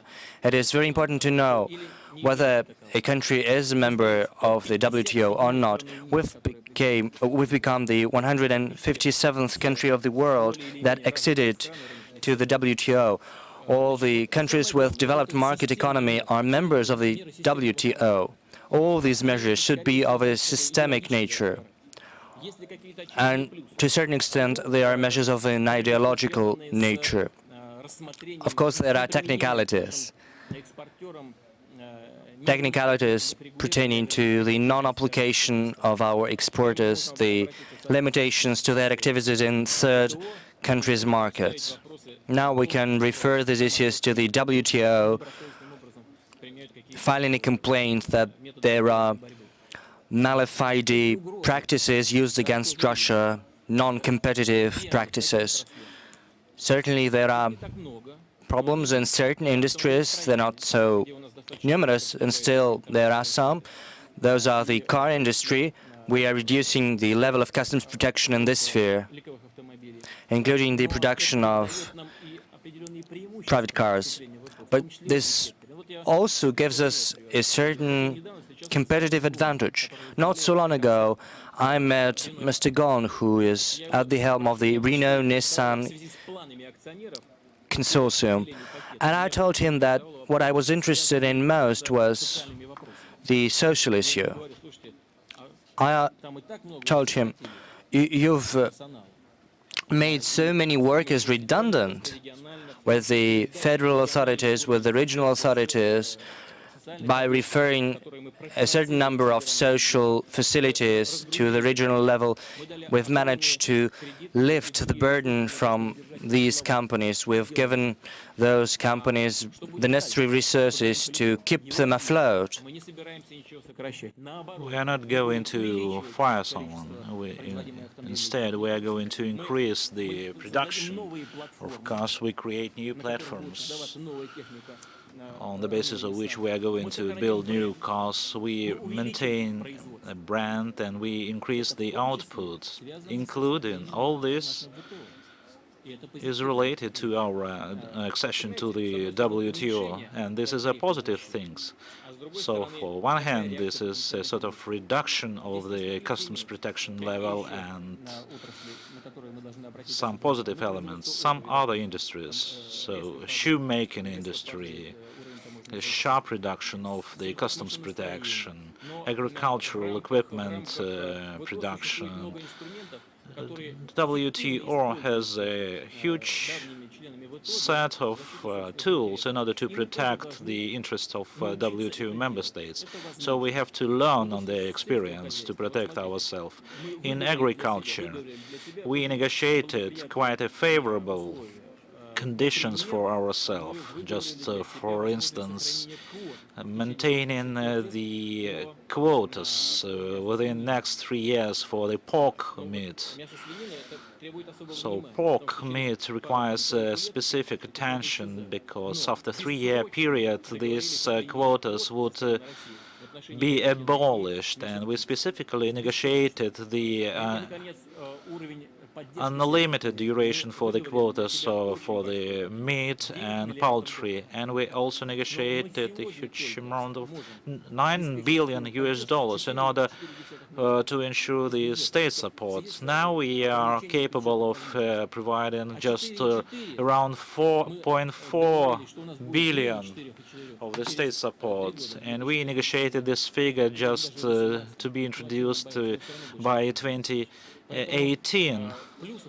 So there are a lot of advantages, and the government should be quite vigilant in addressing those problematic industries which are quite critical for our economy. So there is VSTO. So I will give the floor to you. Just a bit higher next. Hello, Evgeny Avdolchenko, Gubernia Khabarovsk. Soon we are going to commission VSTO-2, so the pipeline focusing on the United States. Are you going to adopt some measures to process oil inside the country? So we have already made similar decisions, and we ask some oil majors, TNK BP, to invest into the upgrading of the domestic production, and I believe new shareholders would be quite active in this area. As far as this pipeline is concerned, we are going according to the schedule. The first stage was completed several years ago when we put pipeline system to Skоворodino, and then we make some routes to China. And at the same time, we constructed railroad to the coast of the Pacific Ocean, and we just said that the pipeline transportation is cheaper, and we intend to continue the construction of this pipeline to the coast of the Pacific. And we completed this work. I would like to congratulate all those involved in the construction of this pipeline. This is a huge construction. It's comparable to the construction of BAM, Baikal-Amur Railroad. The construction was in quite rough conditions, no roads, no infrastructure. But at the first stage of the construction, we decided, proceeding from the environmental consideration, we just move this system 400 kilometers away from the Baikal Lake. All this allow us to work quite efficiently, quite rapidly in the fast-growing Asian and Pacific region. Avia, just wait for the mic. Vladimir Vladimirovich, Vitaly Ageev. I repeatedly ask a question in different forums, and I would like to thank you personally and from our trade unions, aviation trade unions, in terms of the retraining of the pilots and engineers. But this problem still remains unsolved. We still have some deficit of the pilot in our countries. You have already talked about this at the meeting in Novosibirsk, at the MAX exhibition, but some officials or parliamentarians, they are trying to lobby the denunciation of the Article 56 of the Aviation Code so that to allow the foreign pilots to work in our aviation. So we have some concerns about this, maybe some changes in this issue. And we pilots are quite superstitious people. I'm a former pilot, so we decided not to invite you to participate in the 13th conference of the pilots. We invite you to take part in the 14th conference. Pilots, they are specific people. It's maybe fate or destiny. So aviation requires specific skills, courage, high proficiency, professionalism, knowledge. But at the same time, this is an industry, a specific industry, which is related to the cargo transportation, passenger transportation for our country. This is an extremely important industry, taking into account the huge distances, and some regions could be visited only by aviation. And we are going to develop this industry. We created a number of state-owned enterprises where the private companies would not be capable of addressing these issues, and state-owned enterprises are operating a bit outside the market, and they shouldn't take into account specific costs for the passenger transportation. We set up a number of the similar enterprises in Chukotka, Yakutia, and in the forest, in the 3 regions. We are going to support the development of the small aviation, private aviation, and we would monitor the situation in labor situation with the pilots and experts are saying that if we won't allow the foreign pilots to work in our market, that would lead to the reduction of the limitations on tariffs. As far as the low-cost, low-budget airlines are concerned, I mean the low-budget air companies, they cannot afford to hire foreign pilots and to pay salaries which sometimes a bit lower as compared with the salary of the Russian pilots. Of course, I know there is a problem here. And sometimes it's a nonsense when the flight from Moscow to Khabarovsk is more expensive as the flight from Moscow to New York. And I asked the transportation minister to provide their opinion regarding the changes of the situation. And one of the reasons is the lack of the foreign pilots in the Russian market. This is how they explain this. But of course we should look into this. There are no changes in approaching this issue, and we should solve this problem with the participation of the trade union of the pilots in this issue. First channel, they're asking for the floor. Pavel Cholkin.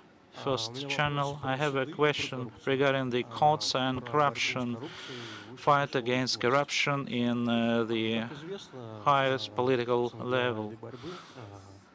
For this fight, the punishment is not so efficient as the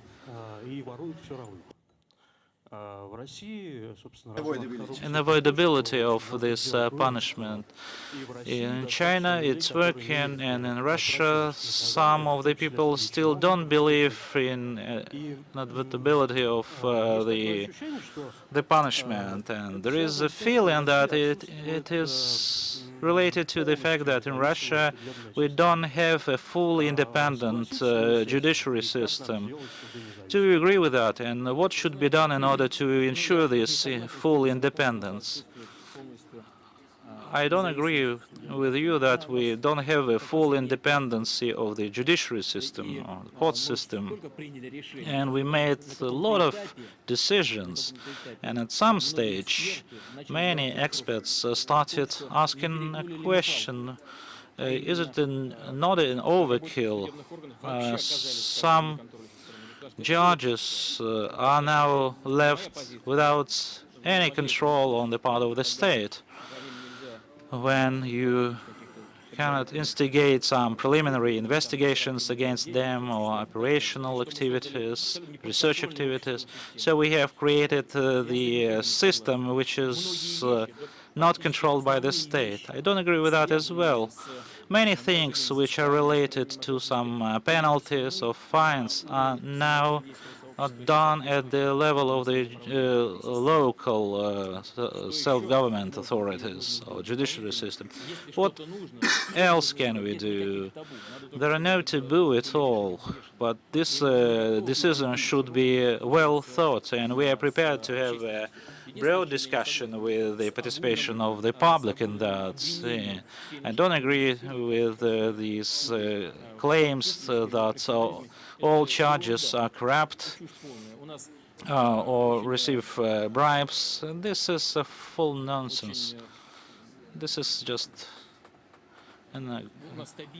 we have a stable court judiciary system. It is being developed. We have good tradition of the legal practice and court activities. So there is no need to blame yourself on that. But of course, we should think about some maybe improvements. Let's think about together. As far as the fight against corruption is concerned, of course, I said about this. This is one of the problems, domestic problems. It's a sort of traditional one. And I mentioned the dialogue between Peter the Great and General prosecutor, I don't remember exactly, when he brought some examples, told some examples of the theft, and Peter the Great proposed to punish the people, just send them to Siberia and to execute them. And the prosecutor general asked, so we just run out of the entire population then?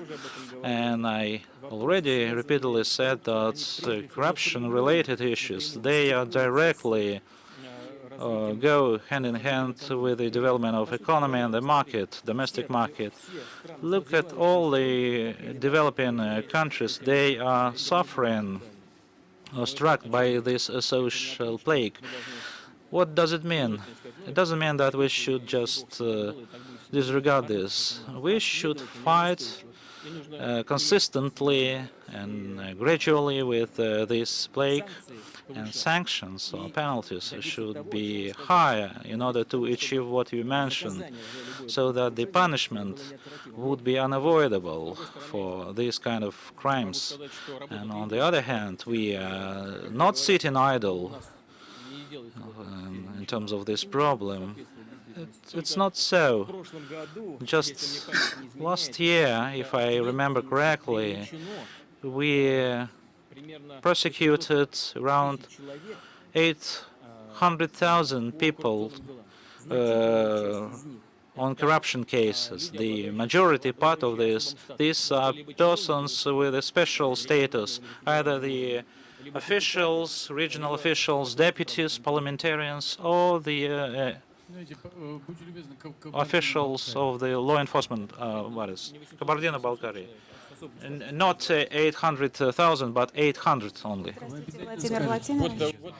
Yeah, and this is quite an active young lady. Yeah, probably first we have promised to give the floor to Kabardino-Balkaria. Good day, Mr. Putin. Kabardino-Balkaria Broadcasting Company, Ludmila Kazalcheva, the city of Nalchik. I would like to speak on a different topic, but still, after the perishment of our colleague, the anchor of Kabardino-Balkaria news program, the issue of protection of journalists has been once again raised. What should be done to protect those whose main tool is the word? And can one just in principle protect the press? Well, you know, there are jobs and professions choosing which people must be aware of the risks and the danger and the responsibility of such jobs. And unfortunately, it refers not only to this country but to other countries. Your profession is one of these. Unfortunately, in this country, crimes of this kind are committed. How can it be accounted for? I believe by the desire. It can be accounted for by the desire to intimidate people. As you know yourself, your colleague made no anti-terrorist reports or things of the kind. It's, I believe, has been just an attempt to assert oneself for somebody and to intimidate, but I'm sure that the result will be reverse to what was expected, because I doubt that people akin to you, the professionals, would develop fear and escape. No, I believe on the contrary, there will be very many people who will say, we are not going anywhere. Can anything be done to protect them? The state must do that. The government must do that, but we understand that we can't give allocate a bodyguard to each and every correspondent and journalist. Sometimes police and investigative committee and prosecutor's office employees die. But this is the struggle of the whole society against terrorism and extremism. And of course, there are victims sometimes. We are to minimize them. We'll do our best to this end. No, I don't know whom are you to choose. Oh, the girl first, and then you. No, let's. Okay, we have already given the mic to that young lady. I promise next question will be yours. Thank you.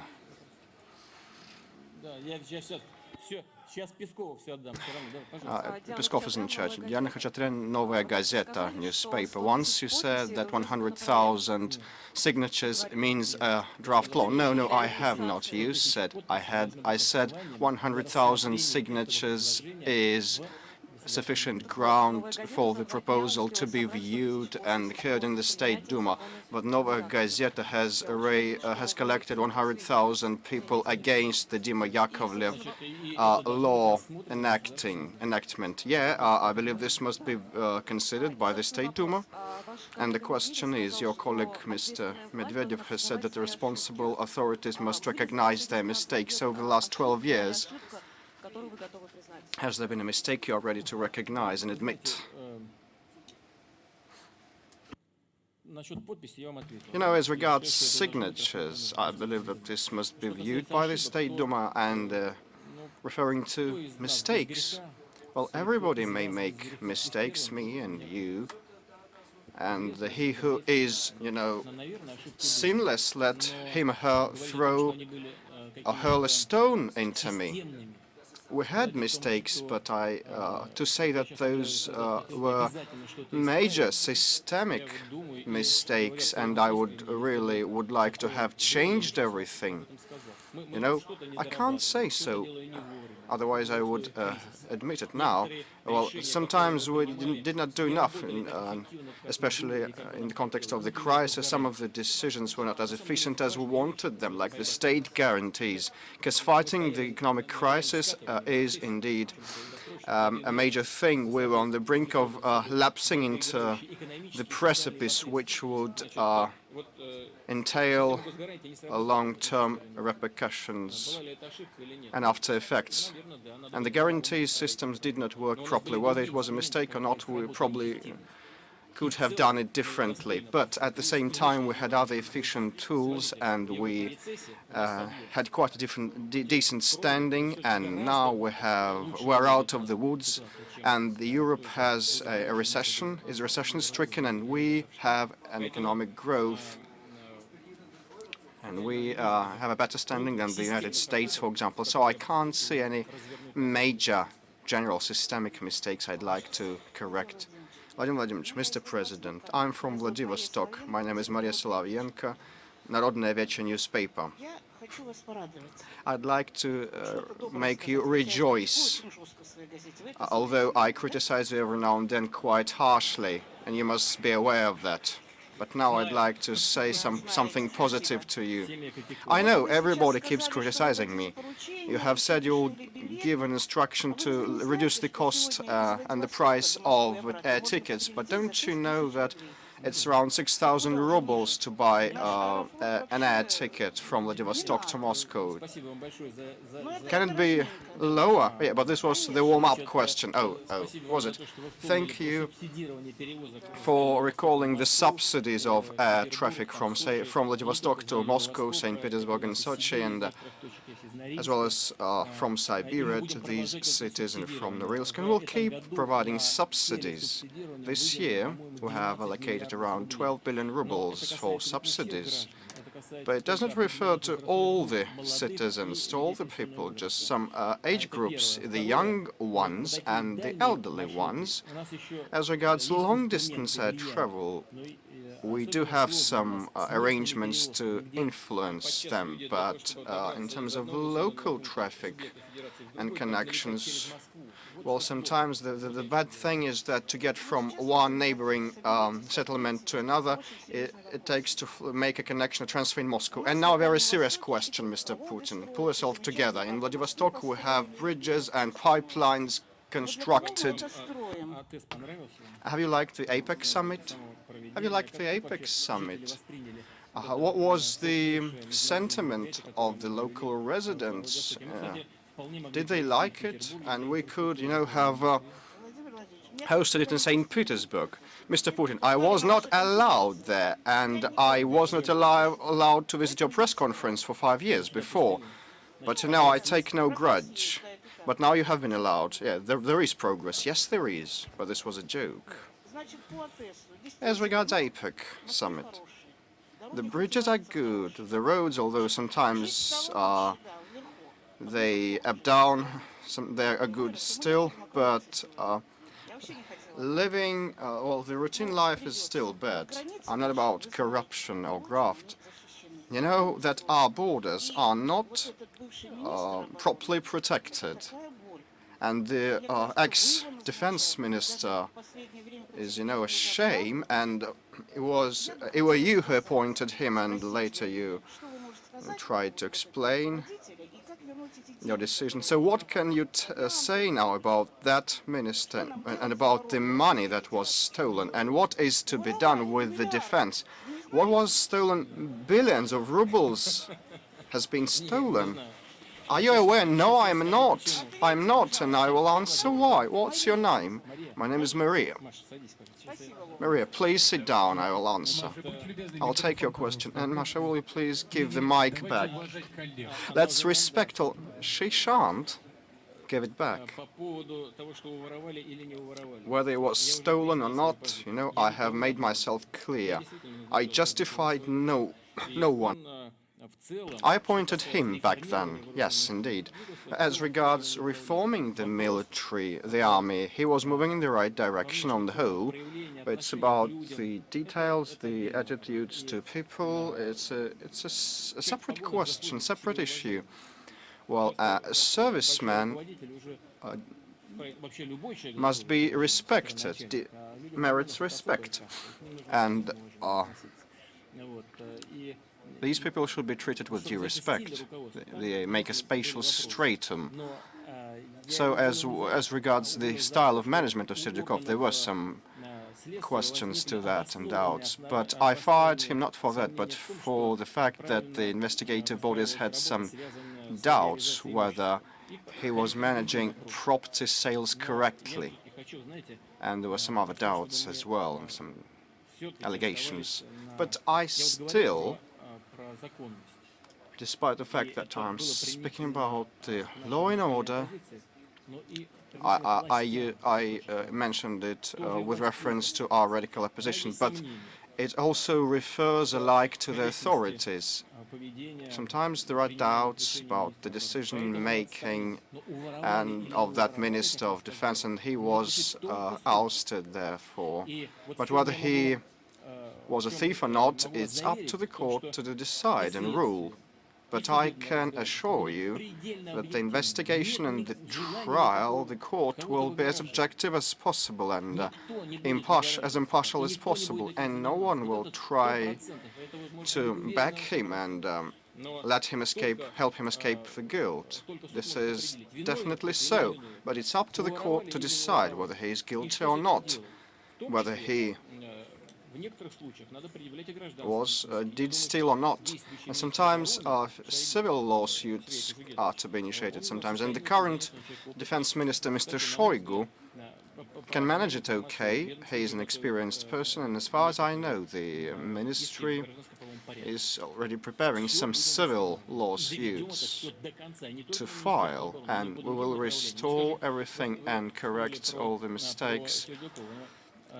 You have recalled the ex-minister, Minister Serdyukov, but you know, to develop the GLONASS navigation system, it was my decision. I just had a look at the plans of the rollout of that system.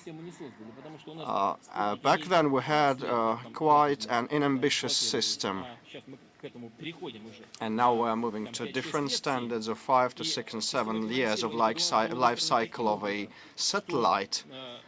But previously we had the financing system of funding that didn't allow the continuity of operation of satellites on the orbit.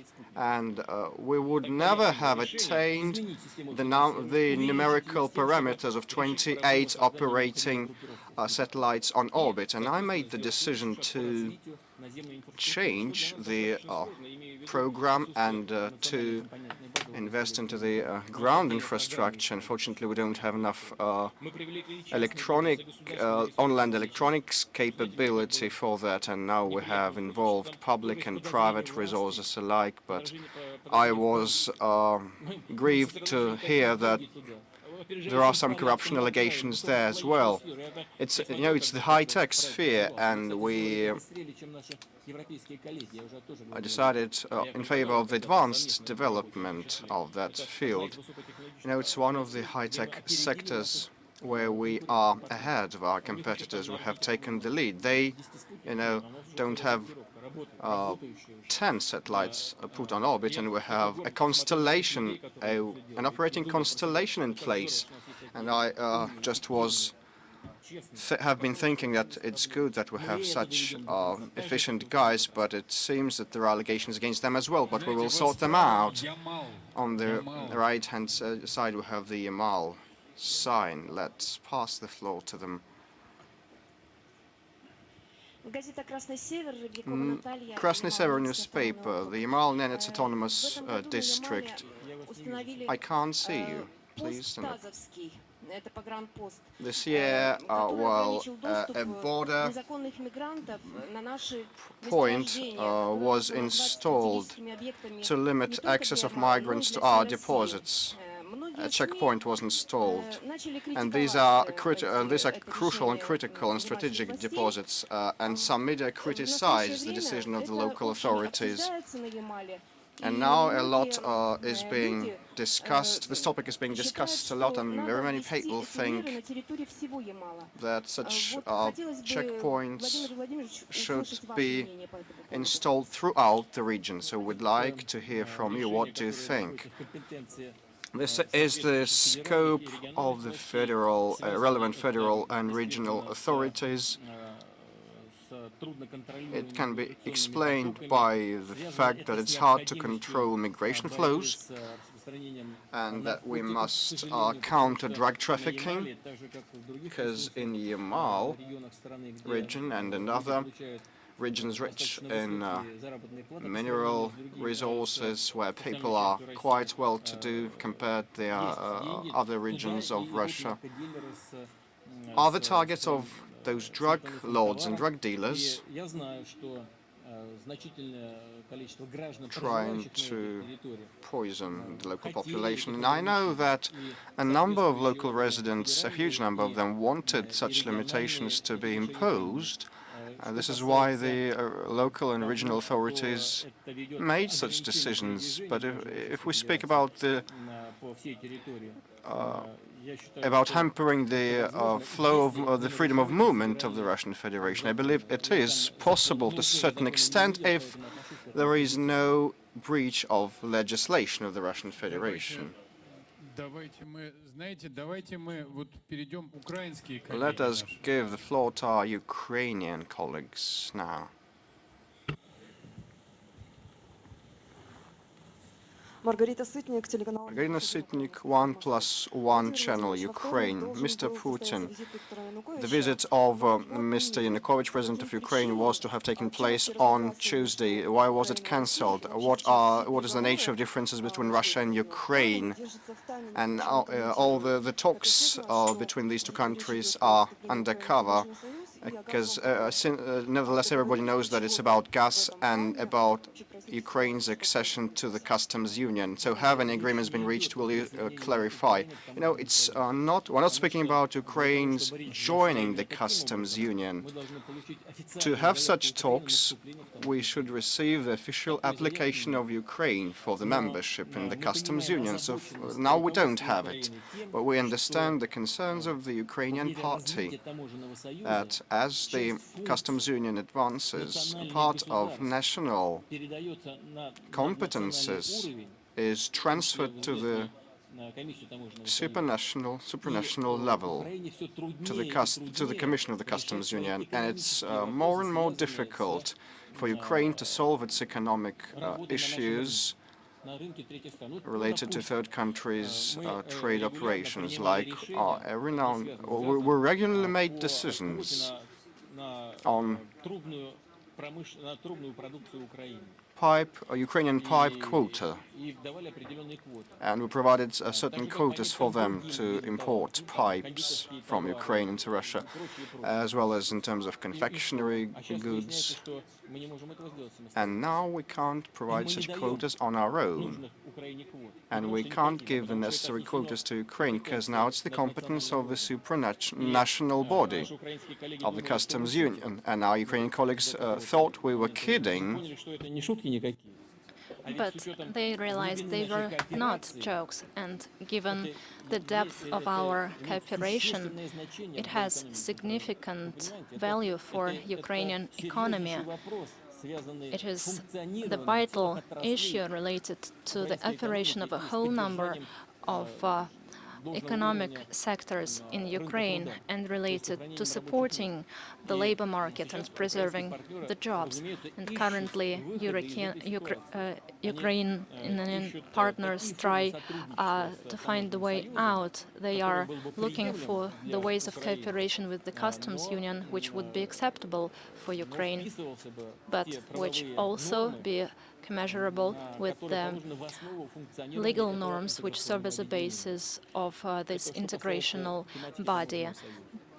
That's regarding customs union. As for the gas issue, here we have a long-term contract which is in force till 2019. No one challenges its legitimacy. We operate as part of this contract. But if we see that our Ukrainian partners face certain difficulties, Gazprom tries to accommodate, to meet them halfway, and provides certain credit resources to make advance payments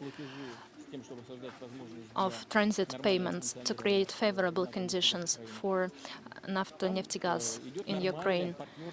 They have a normal partnership, and I hope that this partnership will continue. It's, of course, a complicated task, which also includes another components. It relates to the fact that Gazprom is actively developing its infrastructure, and irrespective of the transit capabilities of our partners, is entering the markets of consumers. As you might know, we've finalized the Northern Stream, and there we realize 55 billion cubic meters, and we have pipeline in the Black Sea to Turkey. Currently, we're discussing with our European friends. I've just recently visited Turkey, and there we raised the question about increasing the capacity, building new infrastructure. Currently, it is 16 billion of cubic meters. We're discussing extending this volume. We've started South Stream pipeline in the Black Sea, another 63 billion cubic meters. I think our Ukrainian partnership made a very important strategic mistake, a fundamental one. We proposed, together with the European ones, to rent the gas pipeline system of Ukraine without violation of the Ukrainian legislation, without making it the property of the Ukrainian authorities, and to be in charge of developing it. And all that has taken place in recent years, including the recent scandal which took place in 2009. And currently we are building a gas pipeline in the Black Sea. We are developing the eastern part of the city. We are about to develop LNG, liquefied gas, and there will be such dependency on traditional transit countries. The question will arise on the relevance of the gas pipeline system of Ukraine. This is a systematic issue for Ukraine, but still, we stand ready to engage in a dialogue about this issue. It is not an easy one. It relates not only Russia and Ukraine, but also the economic entities. I believe if we will continue in the same vein as close partners and real friends, we will come to a compromise. Omsk. Mic to Omsk, colleagues. Инна Сальникова, Коммерческие вести, Omsk, Commercial News. Vladimir Vladimirovich, what is your view on the direct governor elections? Dmitry Anatolyevich signed in this draft law, and some regions have already held direct elections, and questions arise in this regard because the existing governors won as a result of such elections. why Moscow is so afraid of this form of elections and why Moscow does not trust its population. We do elect a president. My name is Inna Salnikova. Listen me carefully what I will say. We are talking time and again and repeating it on many occasions. We are for, and me personally, I'm for direct elections of governors. It's high time to transfer to this system, and it is in the interest of the federal center, because when people elect their own governor, they are responsible for the quality of his efficiency of his work, and that's right. But there are certain questions which were raised by the representatives of the national republics. It's a very important moment, not only national republics, but regions where over 10 or 100 years representatives of various tidal nations cohabit, and they are considered to be the main nations in such regions. And if one of them is in minority, it always has concerns that it will not be represented at the highest level of authority in the republic, and that's the reason for the ethnic strifes. I have told on many occasions, Russia is a country with complicated structure. In 2009 we had elections in Karacháyevo-Cherkessia, and the population said that we would not be able to elect our representative, and that was the reason for bloodshed. We wouldn't like to provoke such conflicts in the country. That's why people inhabiting in such national republic, they feel this, and they are concerned about this negative outlook. And it was them who raised this question. They asked us to develop a system which would not infringe on anybody's rights. Dagestan has already have such a system for many years, when the representative of one ethnic group was a president or representative of the state council, and the second headed the government, the third one headed the parliament, and then they switched and rotated. I believe we need to grant such right, but we cannot grant one right to one region and another one to another region. And we have multi-ethnic composition in many entities, but the title nation is one, the Russian population. We need to discuss it, and such constituent entities as yours should preserve this right, but still we need, in accordance with the traditions and culture of national republic population, to consider this issue. Associated Press. Mic to the first row. And as regards the fact that, as a result of the elections, the existing governors won victory, it says that the ruling power is not afraid of elections, and they feel comfortable. That's the best proof that we are not going to change anything radically here. Vladimir Putin, my question relates to Syria. As known, League of Arab League, Turkey are for Bashar Assad leaving, and they say that there will be no peace in Syria without this precondition. Russia is against this. What do you think? Can it lead to the isolation of Russia, and can it lead to Russia losing its clout not only in Syria but in the world? Listen, Russia has not lost its position in Libya after the intervention, whatever their explanations, but the country continues to dilapidate. There are feudal conflicts all over the country. Moreover, the ambassador of the US has been killed. Is it a result of their work? They were asking me about mistakes. Isn't it a mistake? And do you want us to repeat such mistakes in other countries? We are not concerned about Bashar Assad regime. We understand the circumstances there, that this family has been ruling for 40 years. We just wouldn't like today's opposition, which could become the power, start to fight the opposition, which will emerge. And of course, the position of Russia is important for us in this region, which is close to us.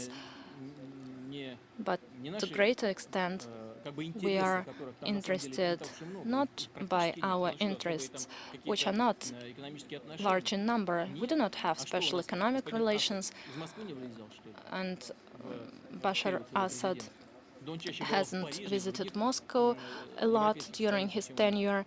He visited European capitals more often. We are advocating the solution which would prevent the collapse of the region and the continuous civil war. What is our proposal about? What is our position about? Not to retain Bashar Assad and his regime at any price, but first people should negotiate, agree on how they would live further, how their participation would be guaranteed in the ruling, and not vice versa. First to destroy everything and then try to negotiate. I believe arrangements based on military victory are not acceptable and cannot be effective. And the development will depend on the Syrian people itself. Republic Komi. Let us not speak too loudly. Vladimir Vladimirovich, Syktyvkar, Daria Shuchalina. Krasное Знамя Severa newspaper. Our main audience are veterans. In this regard, I have a question and even a suggestion. If you say yes, veterans of the whole country will be glad. Veterans are the so-called golden fund of our country, who withstood great patriotic war, who restored our cities, and now those who are pensioners, they are just engaged in active social life. They bring up young population. And I have the following suggestion. Maybe we could announce 2014 as the year of veterans in our country, to unite the efforts of the whole layers of our society in order for the veterans to expose and to realize their potential, to continue their input in the development of our country. There is no need for me to tell you about my attitude towards the older generation. I completely agree with you about their input into our country's development. In the victory over Nazism, they helped to restore the country. Their input was invaluable, not only in terms of the outcome, which is undoubtedly positive, but also in terms of their attitude to their deeds to our country. I'm judging by the example of my own parents. So I think that what you are proposing is a good idea, but we should fix the date. Probably the year 2015 is going to be just fine when we're going to celebrate the anniversary of our victory in the Great Patriotic War. Thank you. Please, the deaf television. Good afternoon, Mr. President. In 2006, we talked about different issues. We talked about subtitles, for instance, which were so necessary, but not much has changed, unfortunately. We do not have enough mass media for the deaf. In 1980s, there was an idea to develop the deaf television. We had many difficulties because we didn't have a legislation basis. Until 1999, the government had not managed to develop such a basis.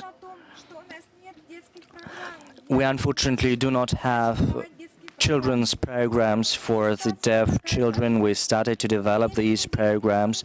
So far, the situation is the following. There are people who simply cannot support themselves, and there are officials who do not want to help us because they are afraid of losing their positions.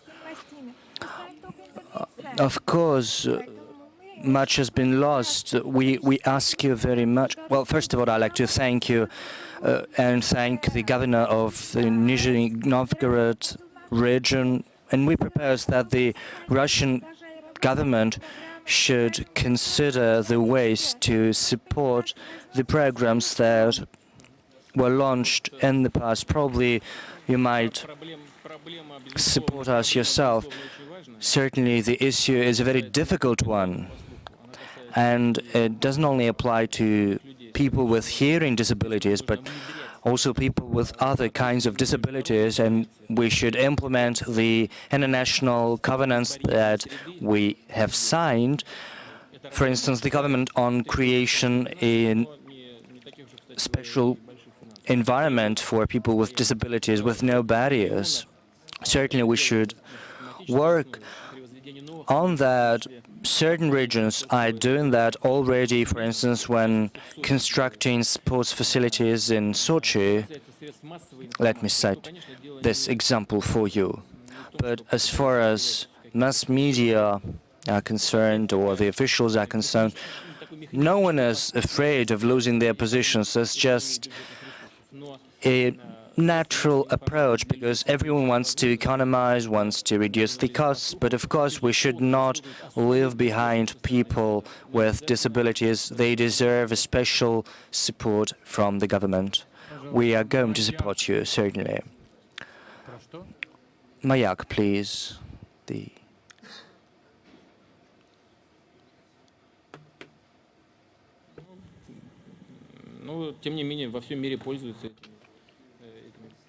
And still, all over the world, such notions are used in the world.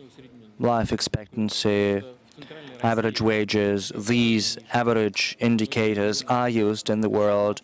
And Central Russia, it might be less, 17, 20,000, but in natural resources rich regions, the average wage might be higher, up to 50,000. That's quite natural.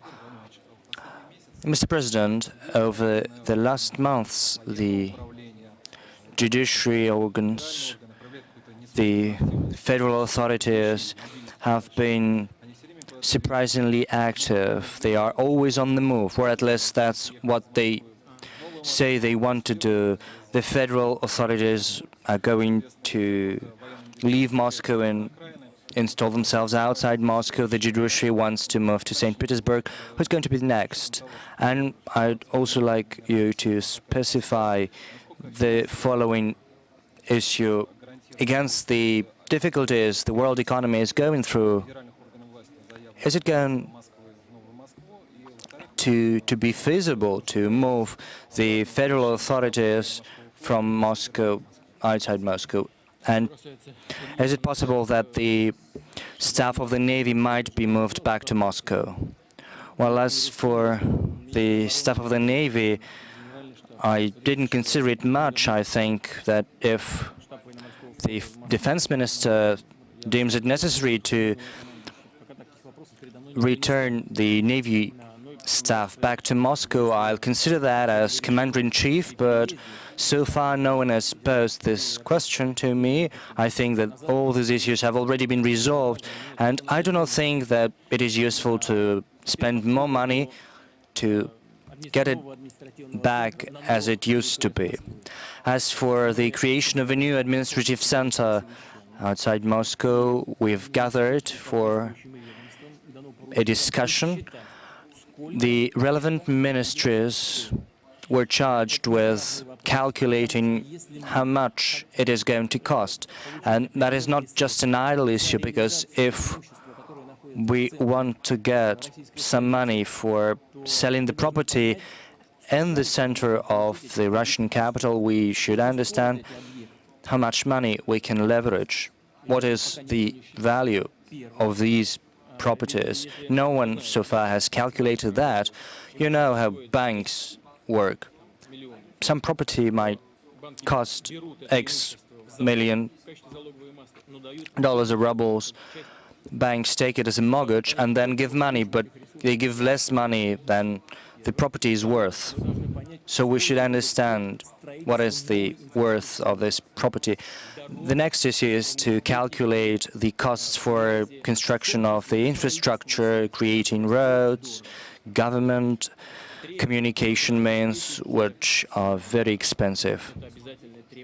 The third issue, and that is a sine qua non, we should do everything to ensure the security and safety of officials should any conflicts arise. This is what all countries do, and Russia is no exception. We should do it. And those are the direct expenditures of the federal budget.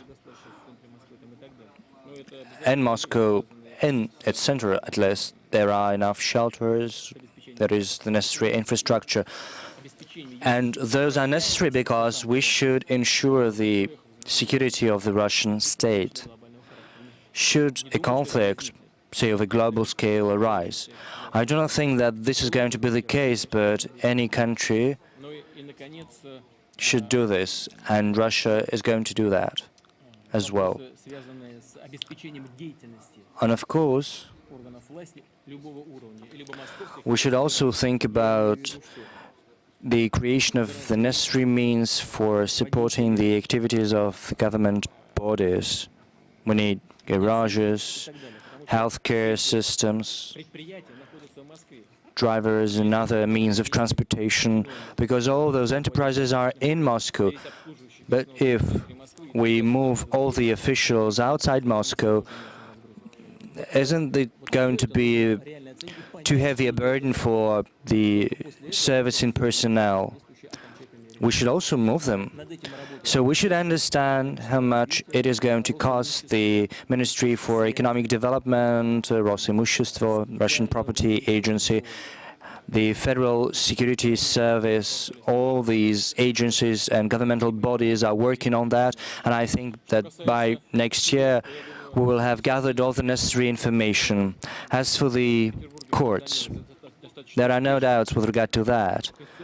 The Constitutional Court is functioning quite successfully in St. Petersburg, and when I met the head of the Constitutional Court, he asked me only one question: why hadn't we moved earlier?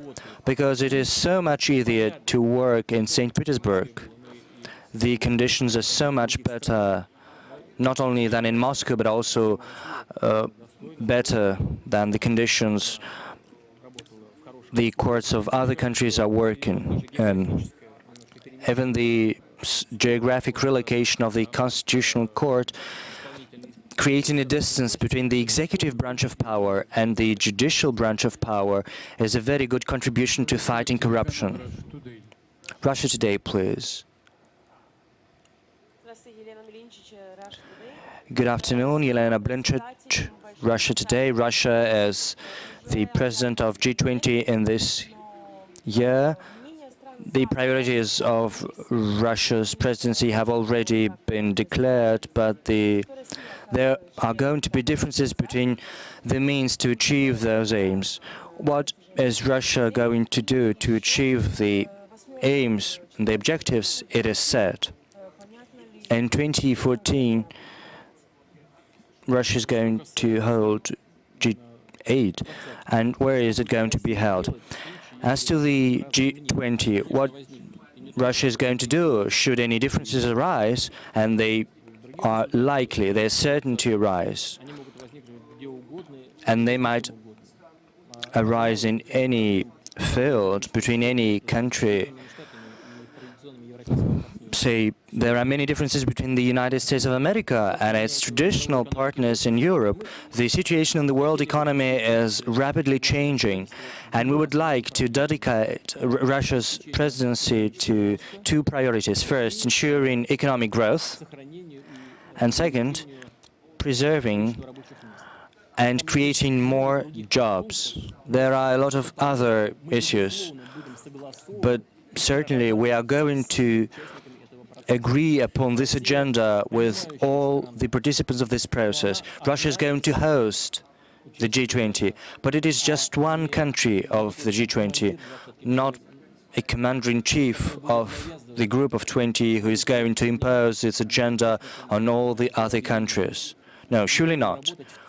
We are going to work in close cooperation with all our partners. And the second issue referred to, I was asking about the G8 in 2014. You know, we considered holding G8 in Skolkovo, but the preliminary analysis shows that in order to ensure the safety of the heads, delegations and other officials, so great a part of Moscow that it is simply not feasible. We will have to give everyone permission to access, and this is going to create so many difficulties for citizens. We'll have to work on the transport, on firefighters, ambulances. And apart from that, we plan to complete all the facilities in Skolkovo by 2016, and the G8 is going to be held in 2014. So holding such a large-scale event at a construction site is not correct, so probably we are going to propose another platform for holding G8. A colleague from a village, from the countryside, could you ask your question, please? Good afternoon, Mr. Putin. Anastasia Supaeva, inter-district newspaper. I have a question which is a long existing one. After the enactment of the governmental order 354 on the right to ownership to those who live in the countryside, some people in our region started to receive the receipts which are worth by 3,000 or even 4,000 rubles more. That is the Ulyanovsk region. The municipalities were desperate and couldn't explain anything to the people, and they decided to address the regional authorities and the federal authorities in order to stop this, but the supporting the utilities companies still send these receipts. There are people who simply cannot give away 40 or even 50, 60% of their wages in order to pay the receipts for the utilities.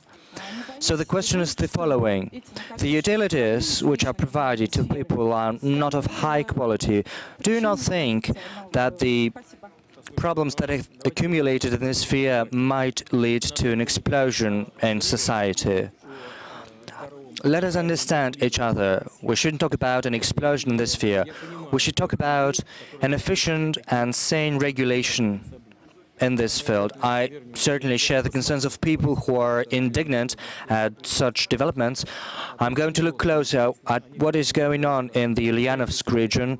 We have talked much about the reasons for an increase in those receipts, the lack of transparency, for instance, the fact that many of these fields, these utilities, are monopolized by one or two companies. So we should pay more attention to fighting the monopolies, and the openness of the decisions that are being taken is of the greatest importance. We should not just send a receipt to people. We should also explain why this or that sum is included in this receipt.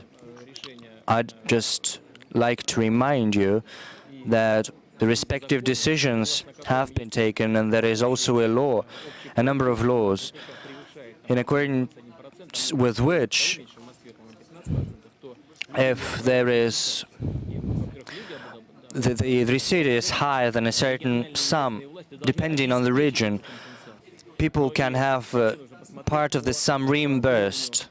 And of course, we should do everything in our power to do that. Maybe 2-3 years ago, when the tariffs were soaring, and we should have go back and return all this money paid by the money, and we look carefully what is happening in Ulyanovsk. So we have already running for the 3rd hours. Yeah, we have to conclude. RIA Novosti agency.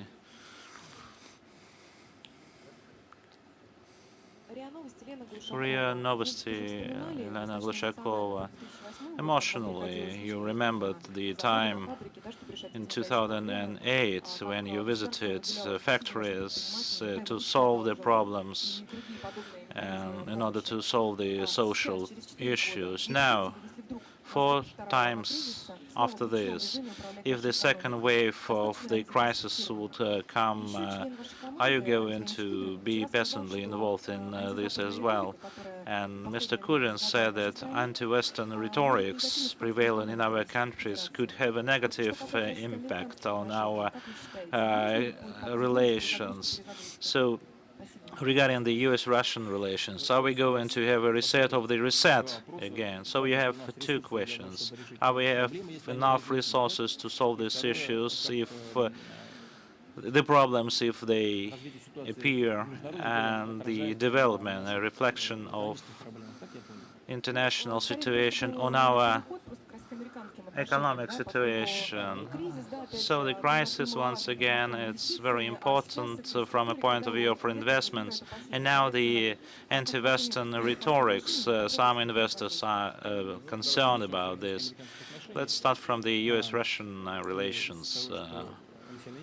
And Alexei Leonidovich just said, as I mentioned, I meet him, I listen carefully to his opinion, but he's not an executive official any longer, and he's just a constructive liberal opposition representative. And opposition doesn't have a specific job to do. They are smart guys, but they do not have any responsibilities for those decisions they are making. As far as anti-US rhetorics or anti-Western rhetorics are concerned, then we do not need any anti-rhetorics. It's always detrimental to the situation. When I'm a better Christian, and when I slept on one cheek, I never prepared to turn the others. And so, is it adequate or not? It's another question. We didn't provoke them to do so. They have deep in this and mention the problems which they face now, and they're trying to put the burden, shift the burden on us. It's not the right thing. It's not our choice to make. We are not provoking anyone. We are being provoked. Is it an adequate response or not? It's another question. We have to look. I need to look at the text proposed by the parliamentarians, but we are not interested in aggravating the situation with some countries. As far as reset is concerned, it's not our term definition. It was proposed by the United States. In principle, we have good relations. They got a bit out because of our different position on Iraq. That's where we started to experience a problem in our relations. And it wasn't our position. We didn't initiate this position. We were pushed by the policy of our European partners and partners of the United States, France and Germany, who didn't support the US policy on Iraq. Who was right? Any vice, as we say. And Saddam Hussein was executed, and this country is disintegrated. Kurdistan practically is a separate state. Many victims since that time. Were these solutions adequate in order to solve this problem? It's hard for me to say, to answer this, but I think they're quite dubious, at least from my point of view. The second problem that we experienced at that time, this is the anti-missile systems. We repeatedly stated that we feel a threat when we see that our partners developing these systems. It can bring to zero our anti-missile potential, which upset the balance, strategic balance in the world, which keep the humanity away from the huge outburst of huge or large-scale military conflicts like Caribbean crisis. We just overstepped because of this balance, because no one would like to have a mutual destruction. I used to talk to one person, I respect him, the former President Bush. He said, "Why are you so worried about this? We are doing this not against you." Then I answered that we are going to do this and that, but in order to maintain the balance, we would be obliged to develop the missile striking facilities. He said, "Okay, it's up to you. We do not regard you as enemy." That's what we're doing. But the problem emerged at that time, and it still exists. Of course, it's not against us. There are many details here. But when people are saying that, of course, they proposed to make something from a technological point of view, to find a technological solution that we are convinced that it's not against us. But at least let's put something on the paper, legally binding document, for example. They against as well. They reject this idea as well. So we would be obliged to reciprocate, to retaliate. Of course, it can spoil our relations, but I would like to come back to what the 42nd President of the United States said. We are not enemies. We just look for the compromises, and I don't think that it could be quite detrimental or affect the investment climate. But we have to ensure the national security interest for the sake of the people of the Russian Federation. So maybe last two questions. Of course, we are going to invite you. Please sit down. Of course, we are going to invite you. Please. St. Petersburg, please. I will definitely. Good afternoon, Vladimir Vladimirovich. I would like to come back to the question from Kabardino-Balkaria, the protection and security of the journalists. It's not a problem only of this region. The problem of all regions, according to the statistics, in 2010, as compared with 2010, more than 100 journalists were attacked. And in July, someone shot me 2 bullets into my head from automatic weapons. And I would like to ask you, maybe this issue should be solved in the following manner to increase the monitoring and supervision of the law enforcement authorities, especially in the light of their inability of formalistic approaches to solve this problem. St. Petersburg region. Yes, it's a sad thing that we once again face these things. It stresses the systematic problems in our society, and I always mention in my addresses these problems as well. I wouldn't invent something new, and I'm not trying to shift the blame from one head to another, but journalist society is a part of our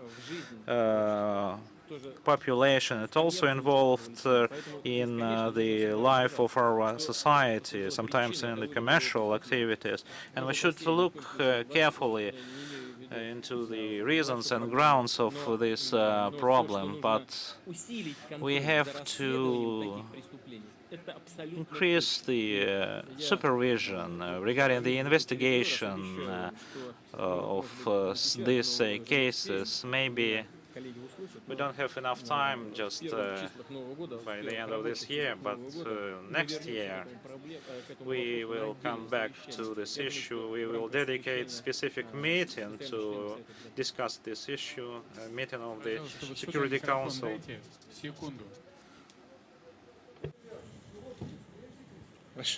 Вот сюда вот, пожалуйста, микрофон. Да-да-да, да, пожалуйста. Но вы, наверное, вопрос, да, хотели задать? Да, я из Всеволожска, Ленинградская область. I'm from Всеволожsk, Leningrad region. Вам шлют наилучшие пожелания. Our readers would like to convey best wishes to you two teachers from Остались еще живущие. И помню, your school. They still remember you, я с ними разговаривала, and они I talked to them. как будто бы They еще до сих пор talk about you, and they still regard you as a student of this school. Madam Malishkina Vera Konstantinovna, учительница истории, которая and непосредственно вас teacher of the history, Тамара Зиновьевна. Tamara Zinovieva Stelmachova. Thank you very much. I'm very grateful to them, and can I also Но я be on a serious note?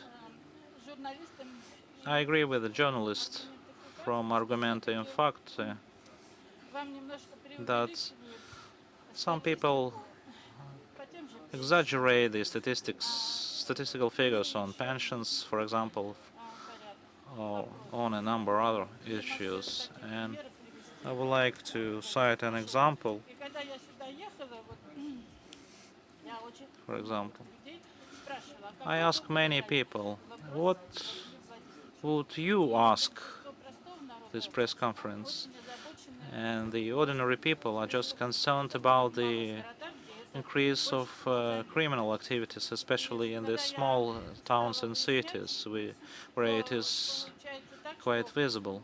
до When I реформы started to investigate this issue, before the police reform in на our одного countries, участкового one district приходилось policeman территория в 3000. covered the territory of 3,000 people, and now it is 15 to 18,000 people.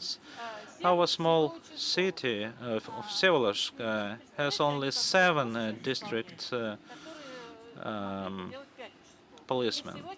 and we have only 4 operational units.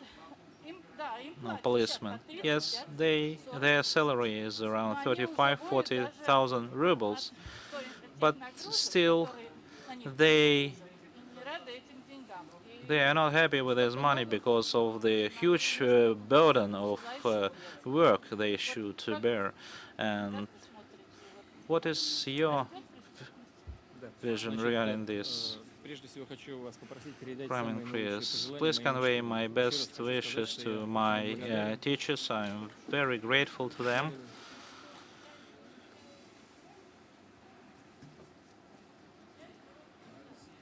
и там вот эти учителя есть.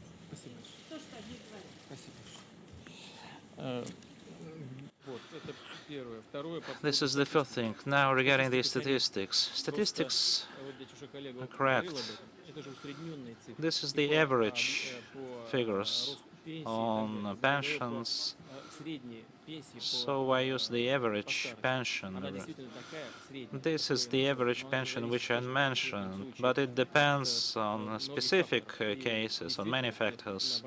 And in fact, in many places or regions, these pensions are a bit lower. And I would like to repeat that this is the average pension. The same is true for the salaries. They depend.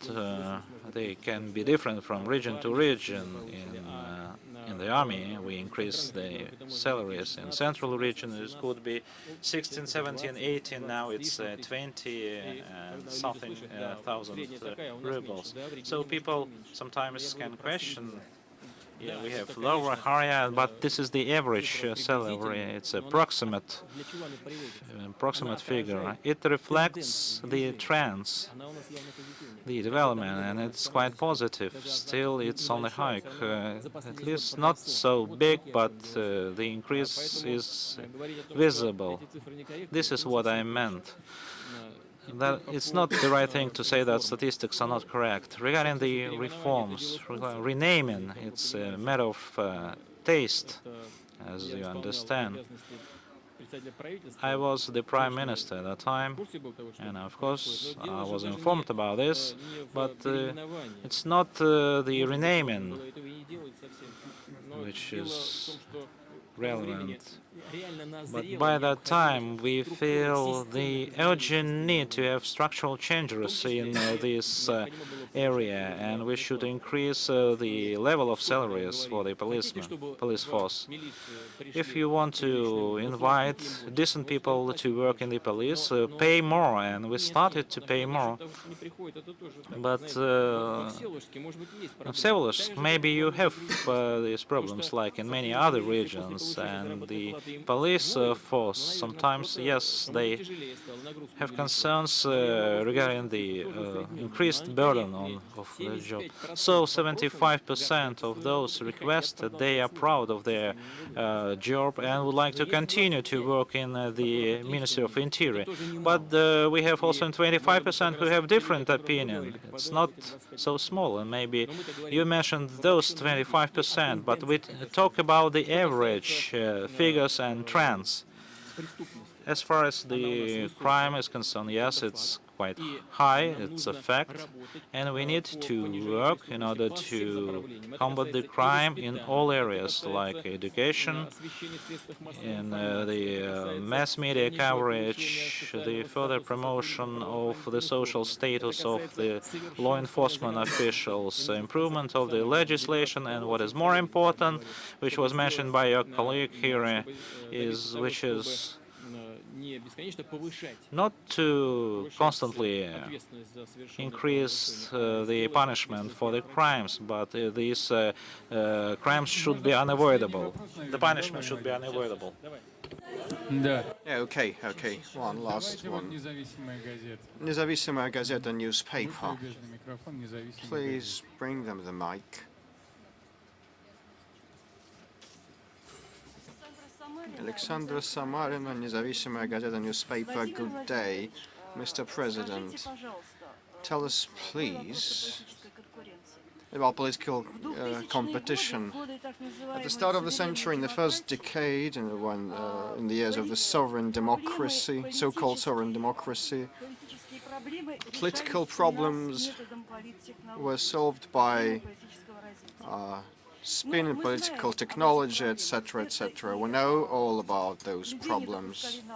People were not allowed to participate in elections. Sometimes signatures were rendered invalid. And I'm naming only part of the problems for those aspiring to win a post. Analyzing your address to the Federal Assembly and today's press conference, we come to the conclusion that political technologies now are giving way to politics, and that you, personally, and the current political elite are interested in politics more than political technology. This is proved by your call and your address for the ruling class and elite to toil hard, and the fact that you mentioned that electoral blocks of parties may be introduced for the next election. So do you, in general, agree that political technology is giving way to politics as regards our political elite activities, and this fact will allow us to develop political competition, and more opposition leaders and activists will participate in the political process? I don't think we will fully get rid of political technologies, because they have been brought in our political life. They were not born here. They have been brought in by more experienced entrepreneurs that have quite considerable expertise in the developed democratic countries, and they earn a lot on that. They trade on that. You know how many people voted, did a early vote in the United States? I'm referring to presidential election, a huge figure. Here we would have been criticized if we had such a figure, and this is political technology. And no, there are special organizations and firms that specialize in political technology. It's a sector of business, and this business will develop. We just need to minimize the downside of it, but we can't escape it. As Churchill said, I don't know the worst political system than democracy, but I don't know anything better. So there are some drawbacks about it that are inevitable. As far as competition is concerned, it will keep increasing. I agree with you, and we should pay more attention to political struggle instead of political technologies, and must be the competition of opinions and attitudes to solve the problems our country is facing. Not just saying, down with this and let's oust that. No, and then we will construct our new world. Well, we had this before, we've seen this movie before.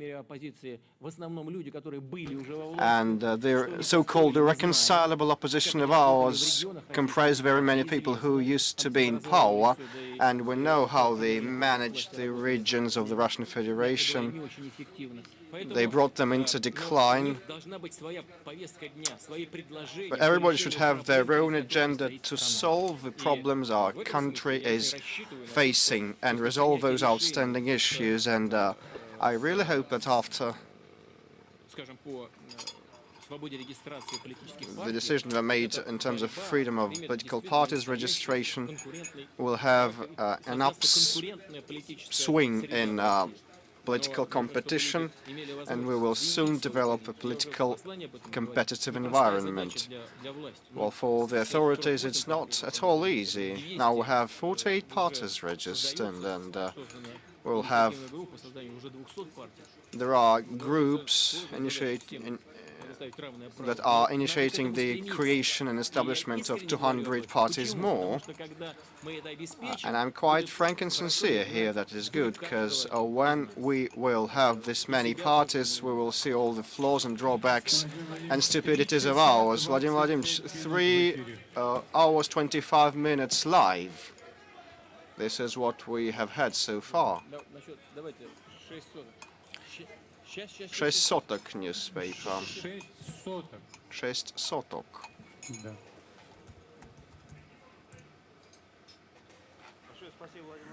6 acres. Thank you so much, Mr. Putin. Andrei Tumanov, 6 sotok correspondent. Now I'm on the payroll on the State Duma, so you're a career man. Yeah. And I also work as a freelance correspondent with the newspaper. I asked you a question very many times, and as well as your predecessor, Mr. Medvedev, but they are more or less similar. And my colleagues keep saying, are you repeating yourself? Have you forgotten what you asked before? But probably this is the fault of the public machinery that is not at all efficient, because, you know, questions about land and setting borders and gardeners and small land plots owners are not solved. Yeah, I agree. So what's your attitude? What's your assessment? I know all your questions. We've known each other for long. I don't think you must be excusing yourself or saying that you specialize in this and that topic. You know, being a specialist in this or that topic matters a lot. In my address, I spoke about the core of judiciary lawyers and correspondents who knew the second thing about legislation and had very good writing skills, and that could convey their stance easily and consistently. It is really good. So if you specialize in this, in land ownership and land use and demarcation of borders, it's okay. And this issue is very important because the fair distribution of land is the key topic of social justice and the economic efficiency. And we had a lot of red tape about this, which does not allow us to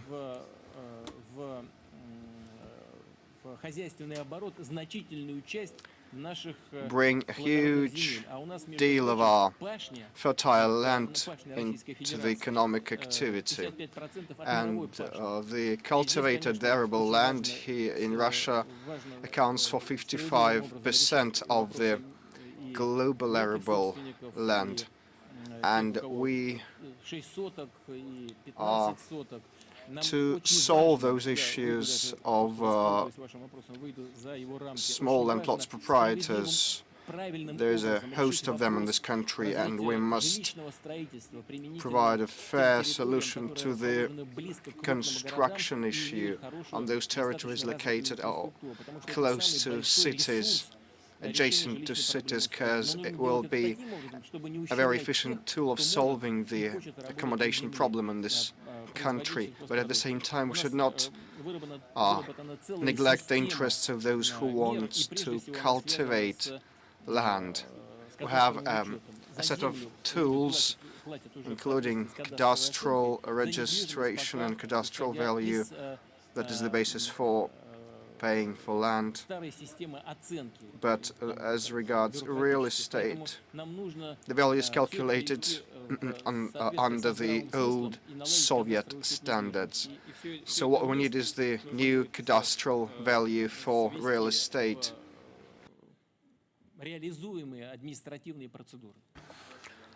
And provide a set of efficient administrative tools. The Polish newspaper. No mic. Mic is off. Mic is off. No mic. She's 83 and she is apartment building entrance keeper, concierge.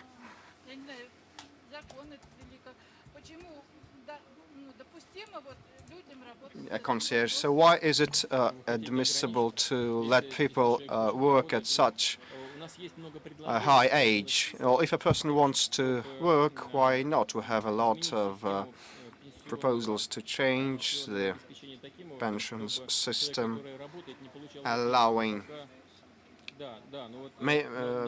adjusting it so that people who work don't receive a pension from the state. And what you suggest may probably have this very result.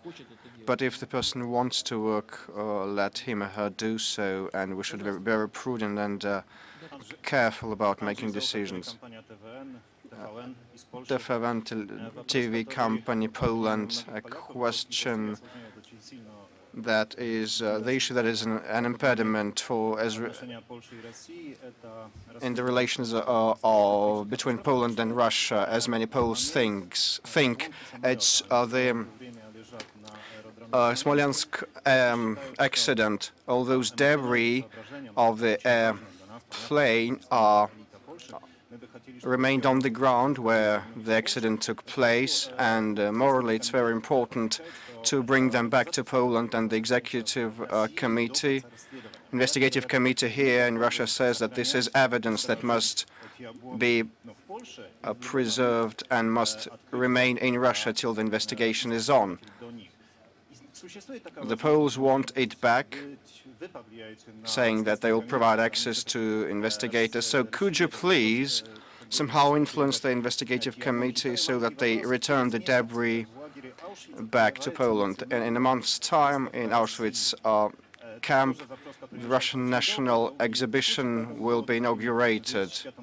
In 2005, well, we had a lot of debate on that. Auschwitz, you know, hosts exhibitions opened by heads of state. Will you come to Poland? I don't know whether I have an invitation, because, you know, a president should always have an invitation to be able to come. It's rather formal. I must just check my records. Well, you told me yourself that I was there, and when such events are held, it is something bringing us all together, all the civilized countries, including Poland, and I'd like to thank Poland for not neglecting such events. I remember President Kwasniewski invited me, and there was a very well-organized event with very many veterans participating. I believe these are very instrumental and good events. As regards the debris of the aircraft, it's up to the investigators to decide. I can't interfere with the investigation. As far as I thought, Russian and Polish investigators were in close contact with each other, working efficiently and jointly. I don't think that this debris should be the impediment and should be there forever. I don't know the stance of the leadership of the executive committee. I'll talk to them. The only thing we should shun is politicizing. This was a tragedy. We expressed our condolences, and we mourn together with the Polish people, and we want the investigation to be as objective as possible. But if the weather conditions were poor and adverse, and 2 hours there was an Polish aircraft that landed 2 hours prior to the president's aircraft, and he had warned the presidential aircraft that the conditions were adverse and no one should land, but still the presidential aircraft approached the ground and tried to land. So I don't think now we should go into detail and delve in here. I believe that we should find answers to all the questions that our Russian and Polish public have.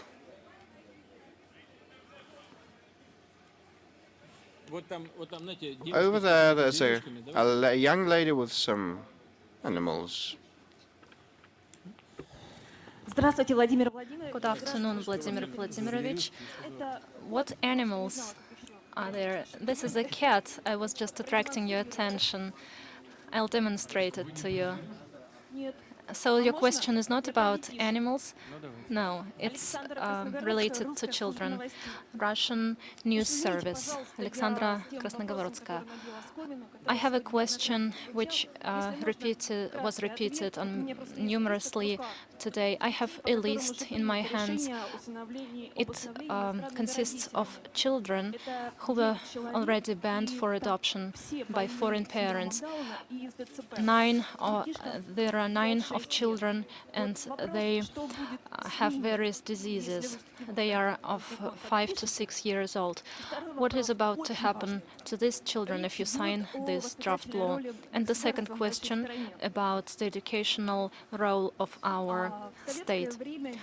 During Soviet times, the state played such a role, but currently we know that there is a huge financing of state channels and movies. And I have a question: why such TV channels, which are state-owned, have journalists who allow themselves to focus the negative conditions of our country? I mean, Shvanidze, Darenko, Pozner, and so on.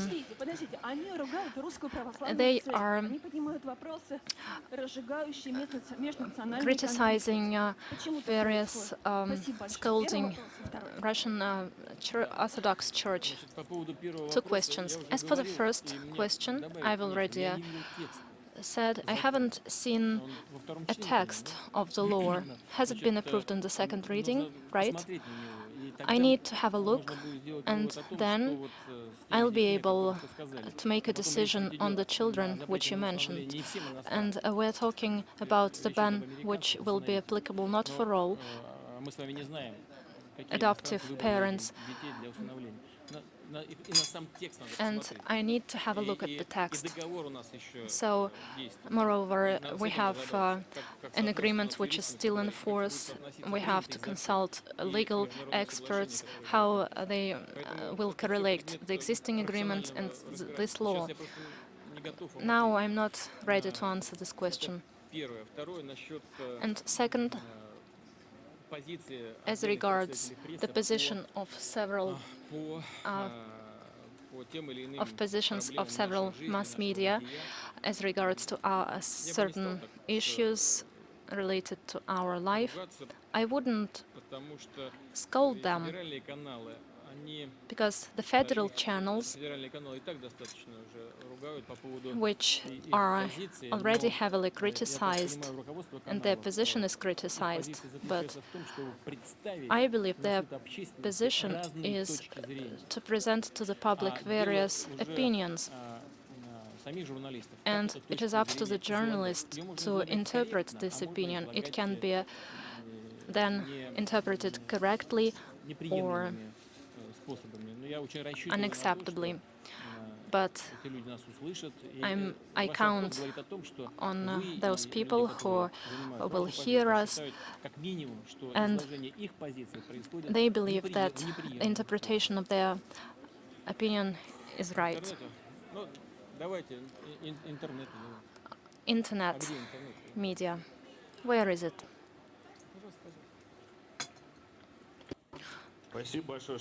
Thank you for turning your attention to the internet 3.5 hours later. I'd like to draw your attention that my spokesman was moderating the press conference. It was not me. And you're already criticizing before asking the question.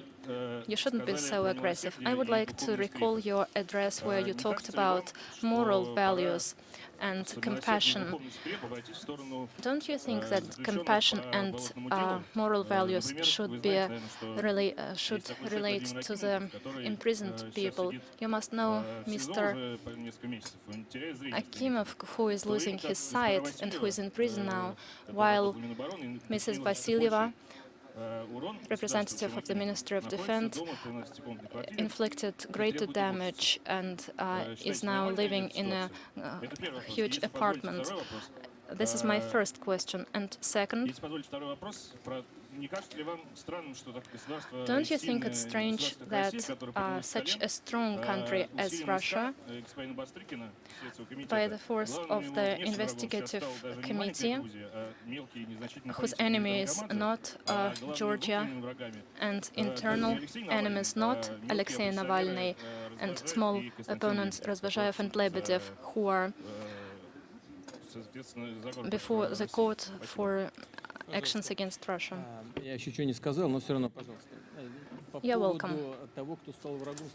As for the enemies of investigative committee, it has no personal enemies. This committee is in charge of monitoring the implementation of the legislation and, in case of violations, to ask the court to make final decisions. We should pay our attention to this fact. And as for this Georgian politician, he's not the enemy of the Russian Federation. This is a person who tried and maybe is still trying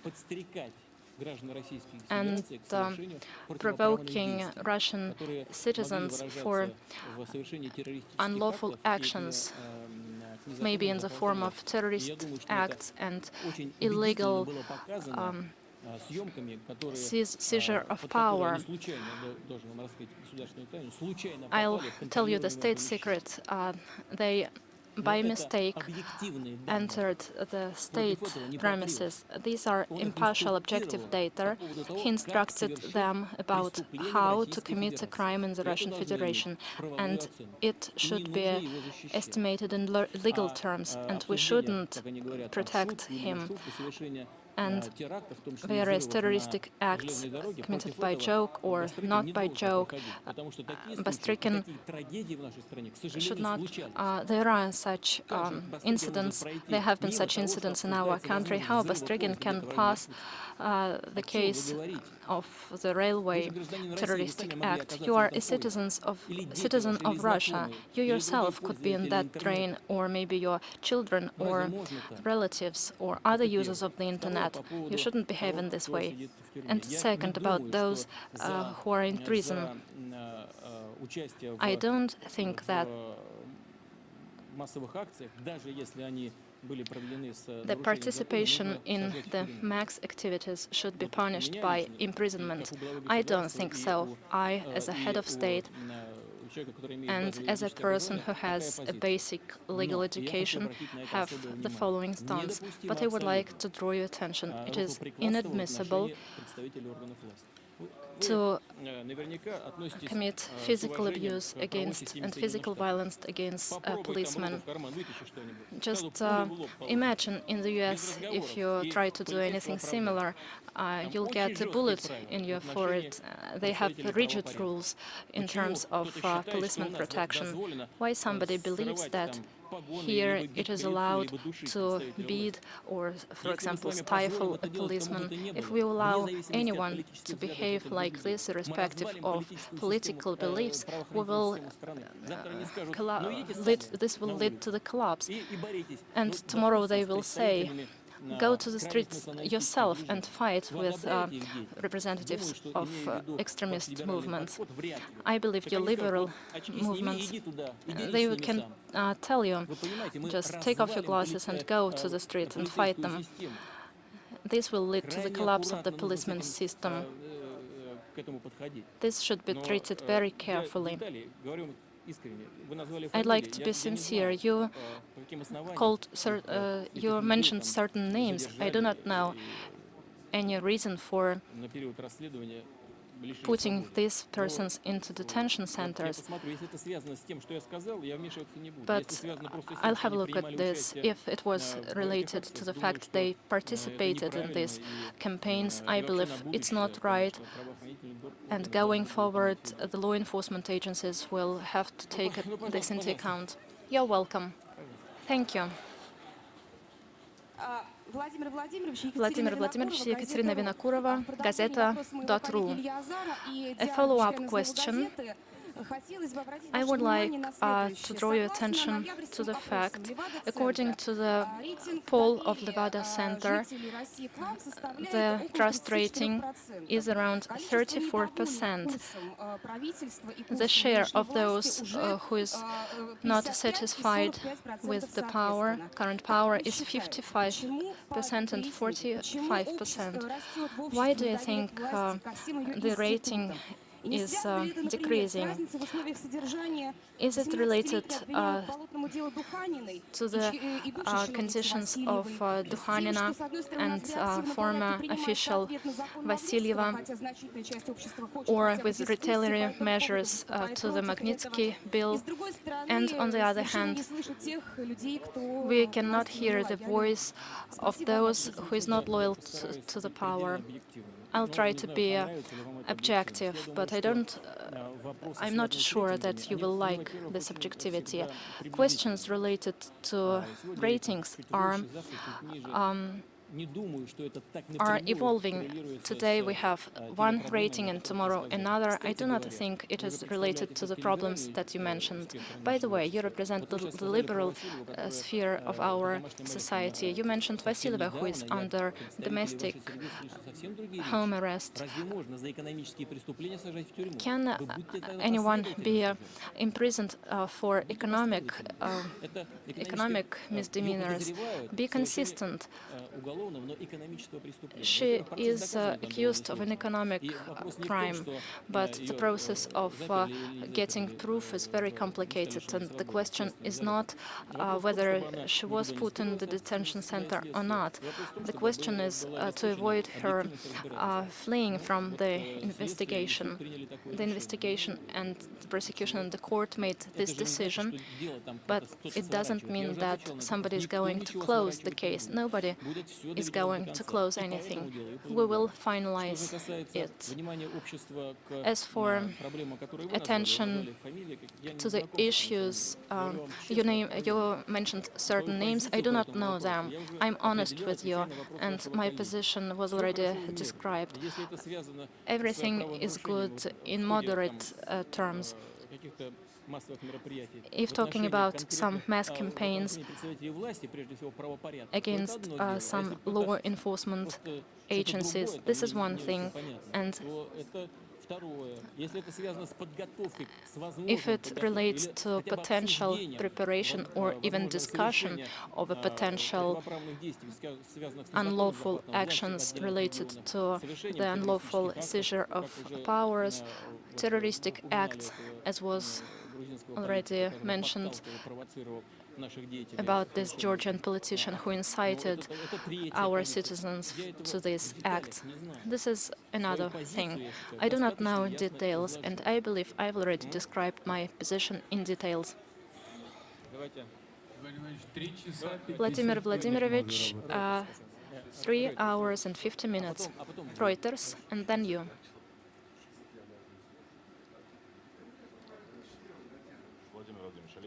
Vladimir Vladimirovich, Alexei Nishuk, Reuters. Recently, it was reported that the Russian court made a decision to decrease the duration of detention of Khodorkovsky. I believe it's no secret that such decision, the Russian court, being an independent one, cannot make without agreeing it with you. Several years ago, you said that the thief should be in the prison. Have you changed your view? Do you believe that Khodorkovsky spent enough time in the prison? Listen, you have wrong interpretation of our judicial system functioning. And second, for 4 years, I was not head of the state. I could not influence. I want you all to hear, I have never influenced the activities of law enforcement agencies. I did my area of job. But still, the court kept their opinion. They made certain amendments to the existing laws, which served as a basis for the court to make the decision you mentioned. It all is in line with the applicable legislation and practice. And as for my words that the thief should be in prison, nobody is against it. For example, when our liberal activist was put under home arrest, make a choice. Do you have some discriminate attitude to this question. As for Mikhail Borisovich himself, we do not have any personal persecution here. I recall vividly how this process developed. They try to present it as some political action. Was he a politician? Was he a deputy? Did he lead a certain party? There was nothing like this. They are talking about a purely economic crime. But the court made this decision. Just have a look at the US. They sentenced to 99 years of imprisonment or even 100 years. Another good example in regards of one of the funds, head of one of the funds. It was a tragedy. He committed suicide and his members as well. They are talking about the discriminate use of the law, selectiveness of law. It's the same with us. So we should not politicize these issues. And one more thing, I'm sure that when we act in accordance with the law, everything is going to be fine. Khodorkovsky will be free. There I can see the word taxes. I think it is important. The Glavbuch, the chief accountant magazine, presenting our audience, I'd like to make a proposal. Accountant is a widespread job, but unfortunately, so far there is no day of accountant, no professional but the 21st of November is the day of tax authorities, not of accountants. Probably, if it were possible to make such a day for celebrating, that would be very much welcome. And the second thing is that small and medium enterprises are very much concerned with possible increase of the tax burden. Are you planning a reduction of taxes? And how is the system of insurance contributions going to be developing? We've talked about that so much with trade unions and with experts. Several experts used to say that it was not necessary to increase the insurance contributions, but we did it and the economy changed. Then a question arose. Probably some said it was necessary to bring them back, and again differences emerged.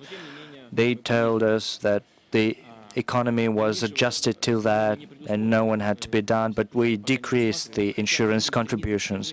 Even though now we are aiming at overall a decrease of tax burden in the country, this is closely connected with our social responsibilities and with our revenues. On average, our tax burden is probably even less than in developed countries. Therefore, I think that today the most important thing is to ensure the stability of the tax system. We're going to return back to that. What is that? Please, your question. Your question, please.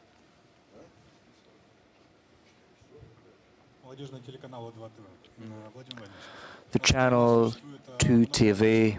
Mr. President, there are many youth organizations in our country. Several of them are associated with parties, others are politicized. There are also non-politicized youth organizations. Do you think it might be expedient to create a non-Russian youth organization, probably under the aegis of the Popular Front, which would repeat what used to be Komsomol and pioneers, but with no ideological burden, so as to engage young people, because otherwise they are left to themselves. Probably this organization could be charged with patriotic raising. And the second question, as a follow-up question to what has been asked by the Russia telechannel. Mr. President, you're one of the few politicians, few statesmen in the world who has such a great experience of running a great country. Probably I would call you Russian Deng Xiaoping. With regard to the scale of reforms you're carrying out, probably you could write a book and share your experience with other people and with the young people in particular. Thank you for this flattering words, but I do not think that I deserve it. Well, as to book, I did have an idea probably to write a book. I would just date it at the end of the week and someone would put it down, but unfortunately I simply do not have the time, nor do I have the forces to do that, even though that would be very interesting. As to a mass organization you've mentioned, you know, when talking about the patriotic upbringing, I was talking about a sore question. Certainly you might sneer, you might leer, but these sneers are among people who are not interested in Russia. A colleague of yours has just been talking about pensioners and teachers. How can we possibly not respect our parents? How can one not respect the people who built our country for 1,000 years? If we do not think about that, if we do not consider what has been taught to us by our history teachers, we will have no future. And without a patriotic upbringing, and this upbringing should start at a very young age, we cannot resolve the principal challenges our country is facing. All of you have children, and if you want them to live in this country, we should think about this country. Just look at how other countries deal with those patriotic upbringing issues. You know, they raise the flag of their country in every school. Almost every household has state's flag. And this is not a coincidence, nor is it a trifle. We shouldn't formalize it. We should approach it with imaginativeness, with creativity. So much depends on you. It is on your shoulders that the responsibility rests for this country. And this is not about politics. Any of your colleagues can have any political views and beliefs, any attitude towards the existing leadership, to international affairs. But there are fundamental principles of the state existence, and one of them is respect for the history of this country and a patriotic upbringing. Probably we could create such an organization in our conditions, but I think that it is very difficult.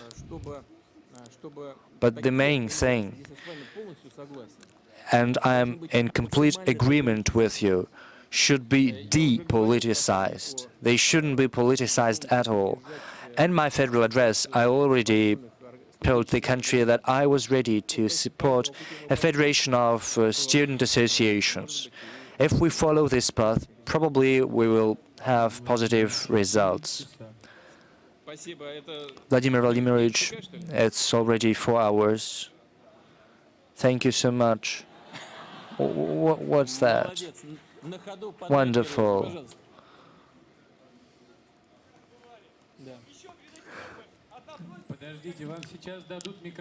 Wait for a second. They're going to give you the mic. I cannot but from what my daughter has charged me with, I'd like to convey my salutations to you from my daughter, from Anichka, who lives in Irkutsk, and my salutations to her. Thank you, thank you. And the question I'd like to ask, I think, is going to be of interest to everyone who lives in the Russian north. You went to Tixi, and what is the country doing to revive and develop the North Route, the North Sea Route, and the port of Tixi? As you know, that against the backdrop of climate change, the change of climate conditions in the north, the number of navigational days is increasing. Not so long ago, we sent a transport carrying oil and gas from the European part of Russia to the Asian and Pacific region, and it is far more economically useful and efficient than through the Suez Canal. And of course, we are going to work on the environmental protection and clearing of the Russian north. We are going to develop the North Sea Route, providing security checkpoints along the course of the North Sea Route. And I hope that such ports as Tixi are going to be revived. The situation there now is absolutely unacceptable. The decision to close the airport is a contentious one, but I'm sure that these decisions will be rectified. At least what we should do is revive Tixi and other communities like Tixi. I have repeatedly drawn the attention of the regional authorities to pay more attention to developing Tixi. The situation there is very difficult. What is going on there is terrible. I'm not sure that we will have enough time to do that properly. We need concerted efforts of the regional and federal authorities. You know that we are going to develop the icebreaker fleet with conventional engines and with nuclear engines. And this testifies to the seriousness of our commitment to developing this important route, this lifeblood. Let us move further. Astrakhan, please. Thank you, Mr. President, for giving me the floor. And I'd like to thank my balloon as well. Enough of Khodorkovsky, enough of Magnitsky. We invite you to go fishing. Certainly the planes are overloaded already, but the environment is getting better. Rivers are already frozen. Now the regional authorities are clearing the environment. The situation with fishing and fish production is improving. You know, it's a long story in Astrakhan.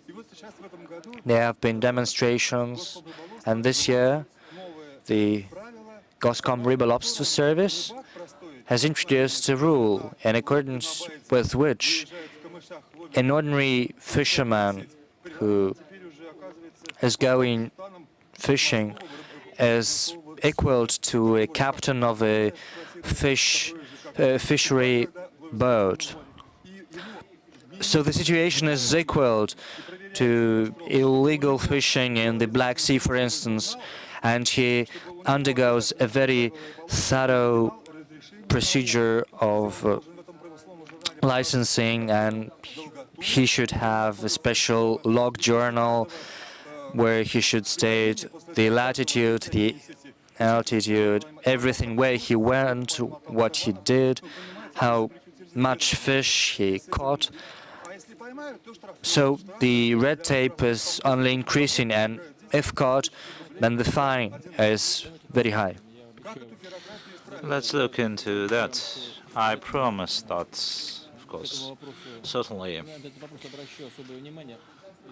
I will pay attention to this question, and together with the State Fishery Committee, we will see what can be done in order to reduce the red tape. It's of course related to the poaching issue. It still exists, but of course it's not acceptable when such conditions for decent fishermen are created. Several years ago I went to this region without mass media knowing about that. So we used the motorboat and we saw a boat with 4 fishermen who were fishing. I just approached them. One of the men started to make a crossing. I asked him, why? We just, yesterday we got some, and I thought that this is just imagination. So people are quite decent there, quite industrious. We should help them. I definitely raise this issue, and we will see to that what can be done. Just let's respect to our foreign Xinhua agency. Thank you very much, Mr. President. Last week, in your annual address, you said that in 21st century, the vector of the development of Russia is eastward.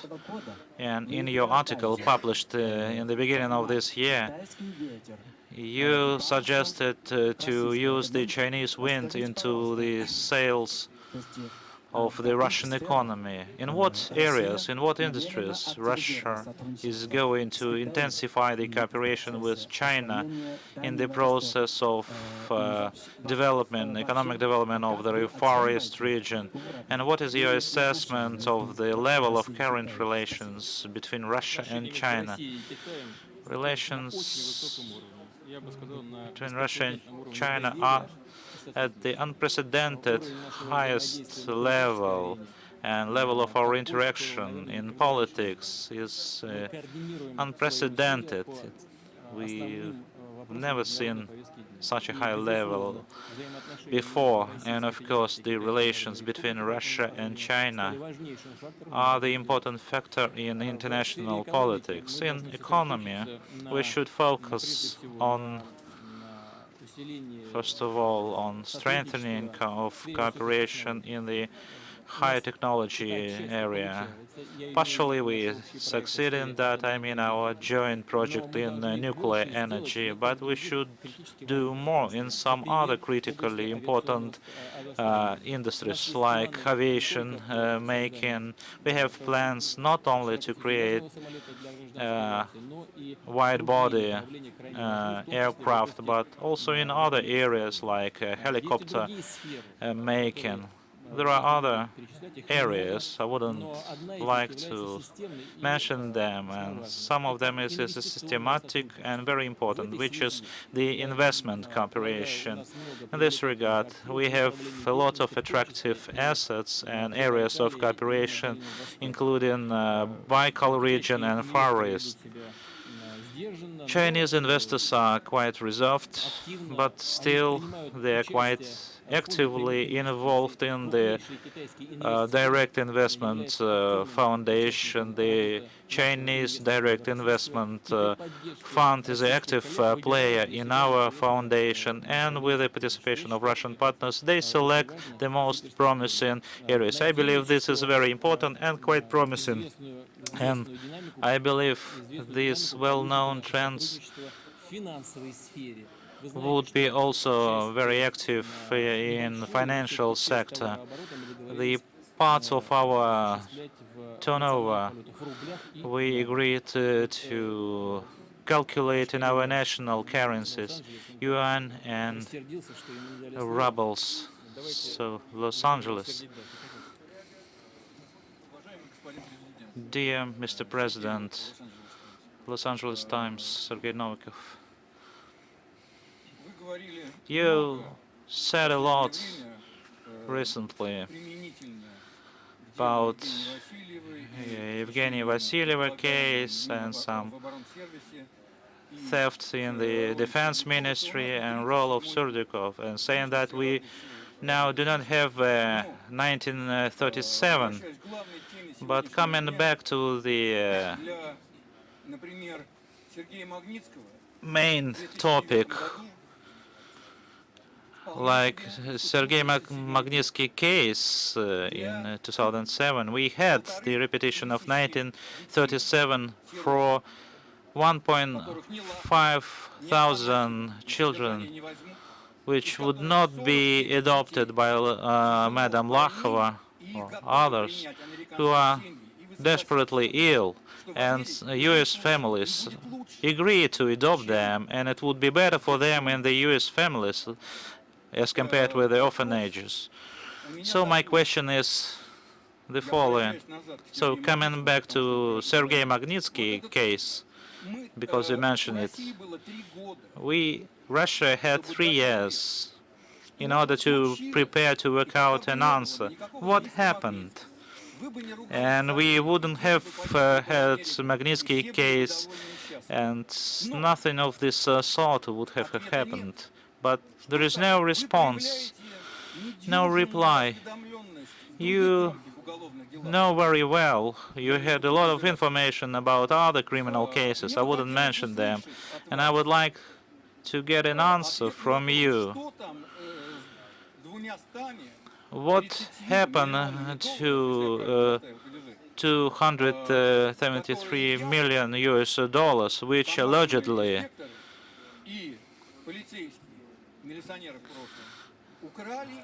was stolen by the former customs officials and law enforcement officials from the budget? We could have used this money to build orphanages or kindergartens. So what happened to Sergei Magnitsky? Why we had this 1937 specifically for this case? So, as far as Sergei Magnitsky is concerned, what was that? Can you explain what was that? You support the question. Okay, that's good. When the tragedy happened to Sergei Magnitsky, I was the chairman of the government of the Russian Federation, and I learned about the strategy from the publications in the mass media. And frankly speaking, even today, the details of this tragic case, or death of this person, is not known fully to me. But the question is not in this person. I also would like you to listen to very carefully to me. I know that you are employed by Los Angeles Times, but not Pravda or Izvestia. I would like to explain our position. It's not the question Magnitsky. So the U.S. lawmakers getting rid of another anti-Russian act, Johnson-Vanik, they decided to adopt another anti-Russian act. We believe that U.S. lawmakers were trying to show who is the boss. If it's not for Magnitsky case, they would immediately have found another case or pretext. That's the first thing. Secondly, without not going into detail, I know that Sergei Magnitsky wasn't tortured and he died because of the heart attack. The question is whether he was provided with the urgent medical care. If he was left without this care, especially in the state-run facility, then of course we should investigate this. And thirdly, a lot of people die in the U.S. penitentiary facilities. And do you know the number of persons who are caught by the U.S. services and tried on the U.S. soil? So I already asked why one of the country believes that it can apply its own domestic jurisdiction to the entire world. Besides, Sergei Magnitsky wasn't a human rights activist. He was a lawyer of Mr. Browder, who is suspected by our law enforcement officials of committing economic crimes in the territory of our country. So he just provided legal defense for him. Now, coming back to the children, I repeatedly said about this. We appreciate the efforts of the U.S. families who would like to adopt or adopted our children, Russian children, and they do it in a decent and dignified manner, being guided by the lofty principles of humanism. You said that they would be better off in the United States, but knowing about these tragic events when a kid was left inside a car and died because of the heat, and we know about other cases when the kids were beaten up to the death. So, of course, it's not about this specific case, because in our country kids are also subject to this tragedy. But people are not prosecuted for that. That is the main concern of Russian parliamentarians. That is why they are developing this well-known act, which provokes such a reaction. Of course, I need to look to the text of this act, but I understand the opinion of our parliamentarians. So we have to finish already.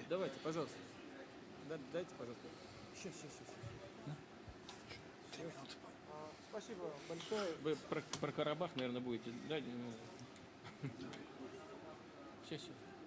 Сейчас, секундочку, микрофончик уже у гражданина есть. Он задаст вопрос, потом вам передаст, хорошо? Yeah, so we'll pass the mic to you. Davidov Ledyanyani, TV9, Georgia, Tbilisi. By the way, I've got very good, high-quality Georgian wine, but I left the bottle in the hotel because I was not sure whether I would be admitted with the bottle. Will you treat me to the wine? I'll pass it to the press service. Georgians have very good wine.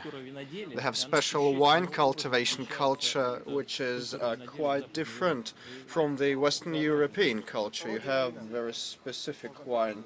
We are the motherland of wine. Yeah. Let's admit that. Mr. Putin, a colleague of mine from Interfax asked you a question about WTO accession. Georgia was the last country to join the agreement of Russia's accession. The reasons why it didn't do so previously is clear to everybody. Under the obligations of the WTO, Georgian wines and mineral waters are to reappear in Russia in the shops, but yesterday I visited several shops and saw no Georgian wine. How much time will it take to have it back? And second, Prime Minister Ivanishvili recently stated that probably he would meet you shortly. Is it really so, and when might it happen? The first thing about Georgian goods on the Russian market. We must look at our obligations under the WTO treaty, and if we are to do so, we will do so. We are to abide by international commitments. For us, it's not material, that material for the Georgian economy. It matters a lot. Georgia indeed removed its reserves and objections as to Russia's accession, and we must be consistent and abide by our commitments. I will study the problem closer. It must be depoliticized, devoid of any ideology. As far as the meeting with Georgian Prime Minister is concerned, it's the first time I can hear such a thing. We don't have any official invitations. I can't rule out, of course. I don't know him personally. And visas is not part of the WTO scope and mandate. As regards Mr. Ivanishvili, I don't know him personally. As far as I know, he had some sort of business in the Russian Federation. So far, we have the positive messages and signals for the part of Georgia, and we're ready to respond, and are already responding, but such meetings must be well prepared and must have some positive outcome. But so far, I cannot realize what would be the points on the agenda, although we are open. Yes. This woman, please. Thank you so much, Mr. Putin. Today you are not only Deng Xiaoping. No, I'm Russian. My mother and father, or both of my parents are Russian. You also refuted the common truth that two similar things can't happen one after another. And I asked you the question, and I'm asking it once again at this new press conference about the Moldova's 1,000 years anniversary and the Finno-Ugric world and its prospects and affairs. And you visited us at our 1,000 years anniversary, which was a holiday for Saransk, for Mordovia, and for the whole of the country. And we had 100,000 visitors chanting Russia and Putin. It was cool. And I also must say that my colleagues on many occasions today have asked one and the same question about the Magnitsky List, Dima Yakovlev Act. Probably I'm walking different streets and riding different buses, but we have a different agenda in the regions, you know, in the province. I just wanted to share with you and with all the colleagues the picture of the war that has developed in my mind. I had the indelible impression, you know, last night I came here by train and then by taxi, and the taxi driver had a sticker saying Putin. Well, there are very many fans of Putin, definitely. I told him, whether you are a fan of Putin, he answered, no. Just thank you for the World Championship, because we don't have oil rigs and deposits in Mordovia. But this championship and our participation will help us develop our region. It will be a huge incentive for us to develop. Do you think that this taxi driver's expectations are justified? And he's just one of the creative class, a budget or a public sector worker, moonlighting as a taxist, as a taxi driver at night. And what should be done to make profit out of that World Cup, Soccer World Cup? The first thing as regards the regional agenda and the agenda in the capital, it's a bit different, it's true. And, you know, I must admit that thank you so much for that.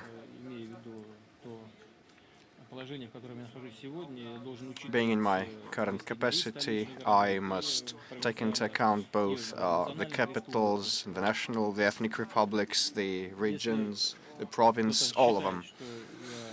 And if somebody thinks I neglect the opinion of the minorities, it's not true. I don't loathe anyone, and I am trying to take into account all the information while making decisions and learn different viewpoints. All people in the regions are concerned about the reality and real life of theirs. And we owe a lot to our regions. In my State of the Nation address, I said that, and let me repeat the point, that we must pay more attention to the territorial development, to development of the regions. You can't expand Moscow for good forever. We should have different growth centers and provide conditions.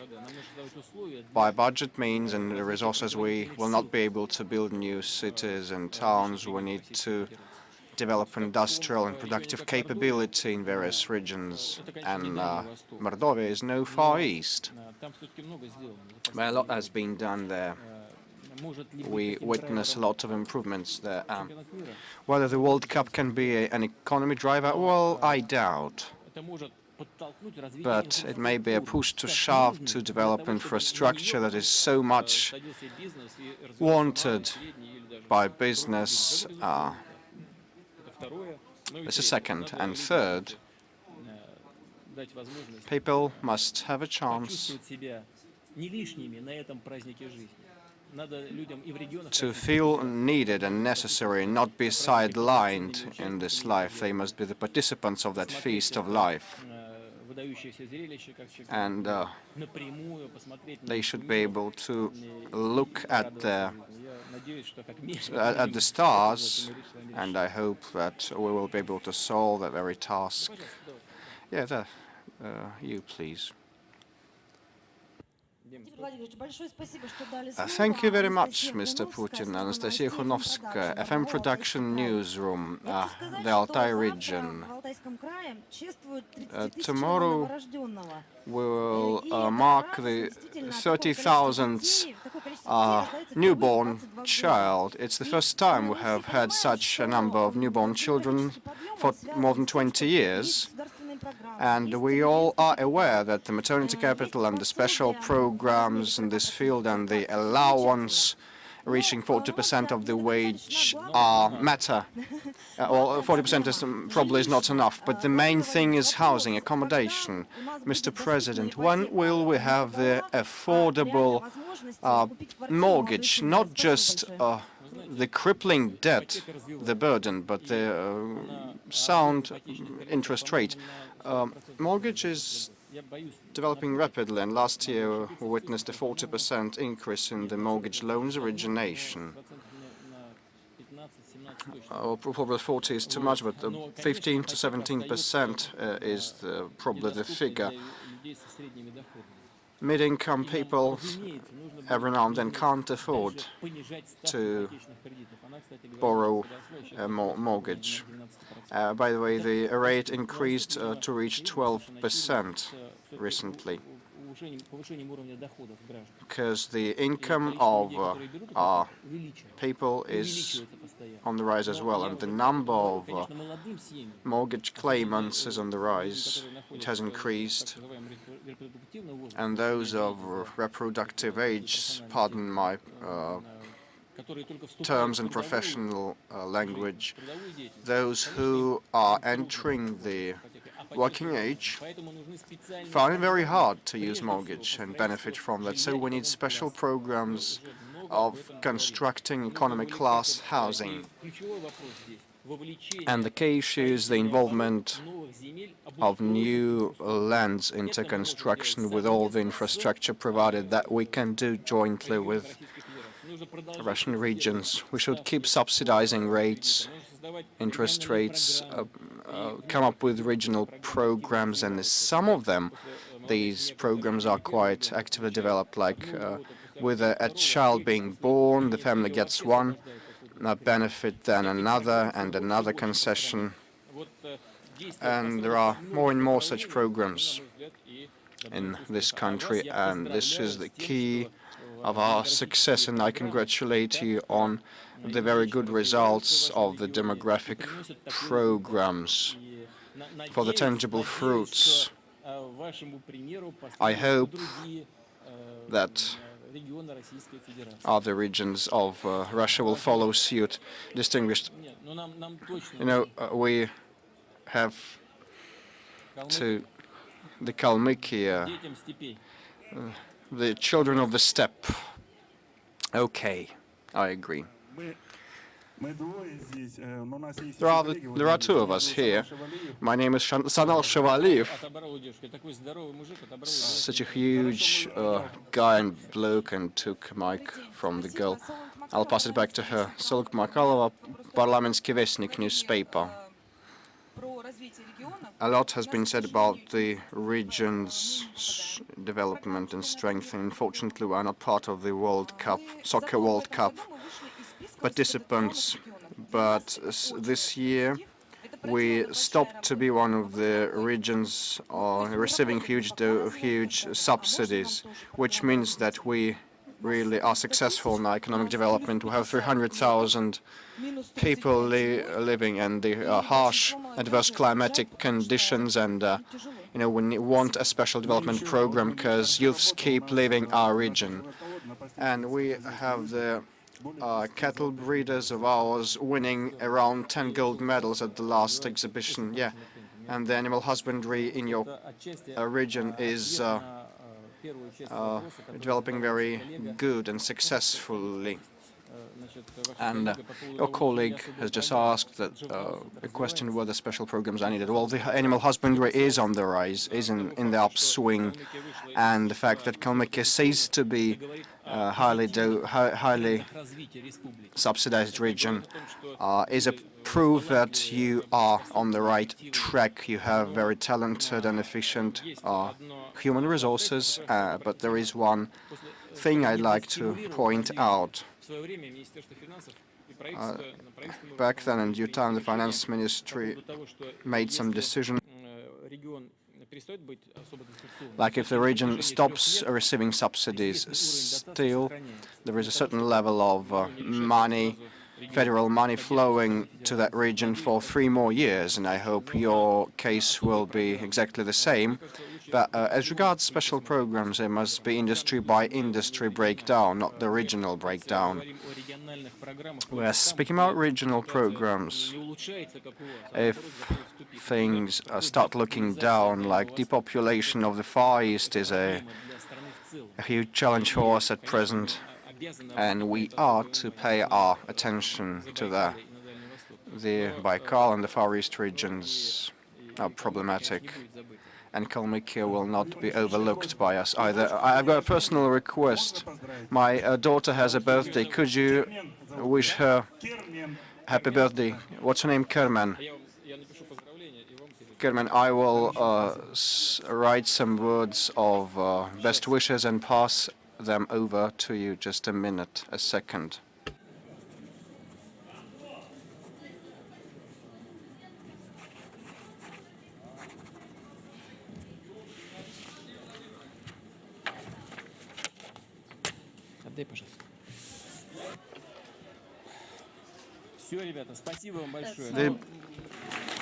It brings us to the end, guys. Thank you, thank you. We all understand that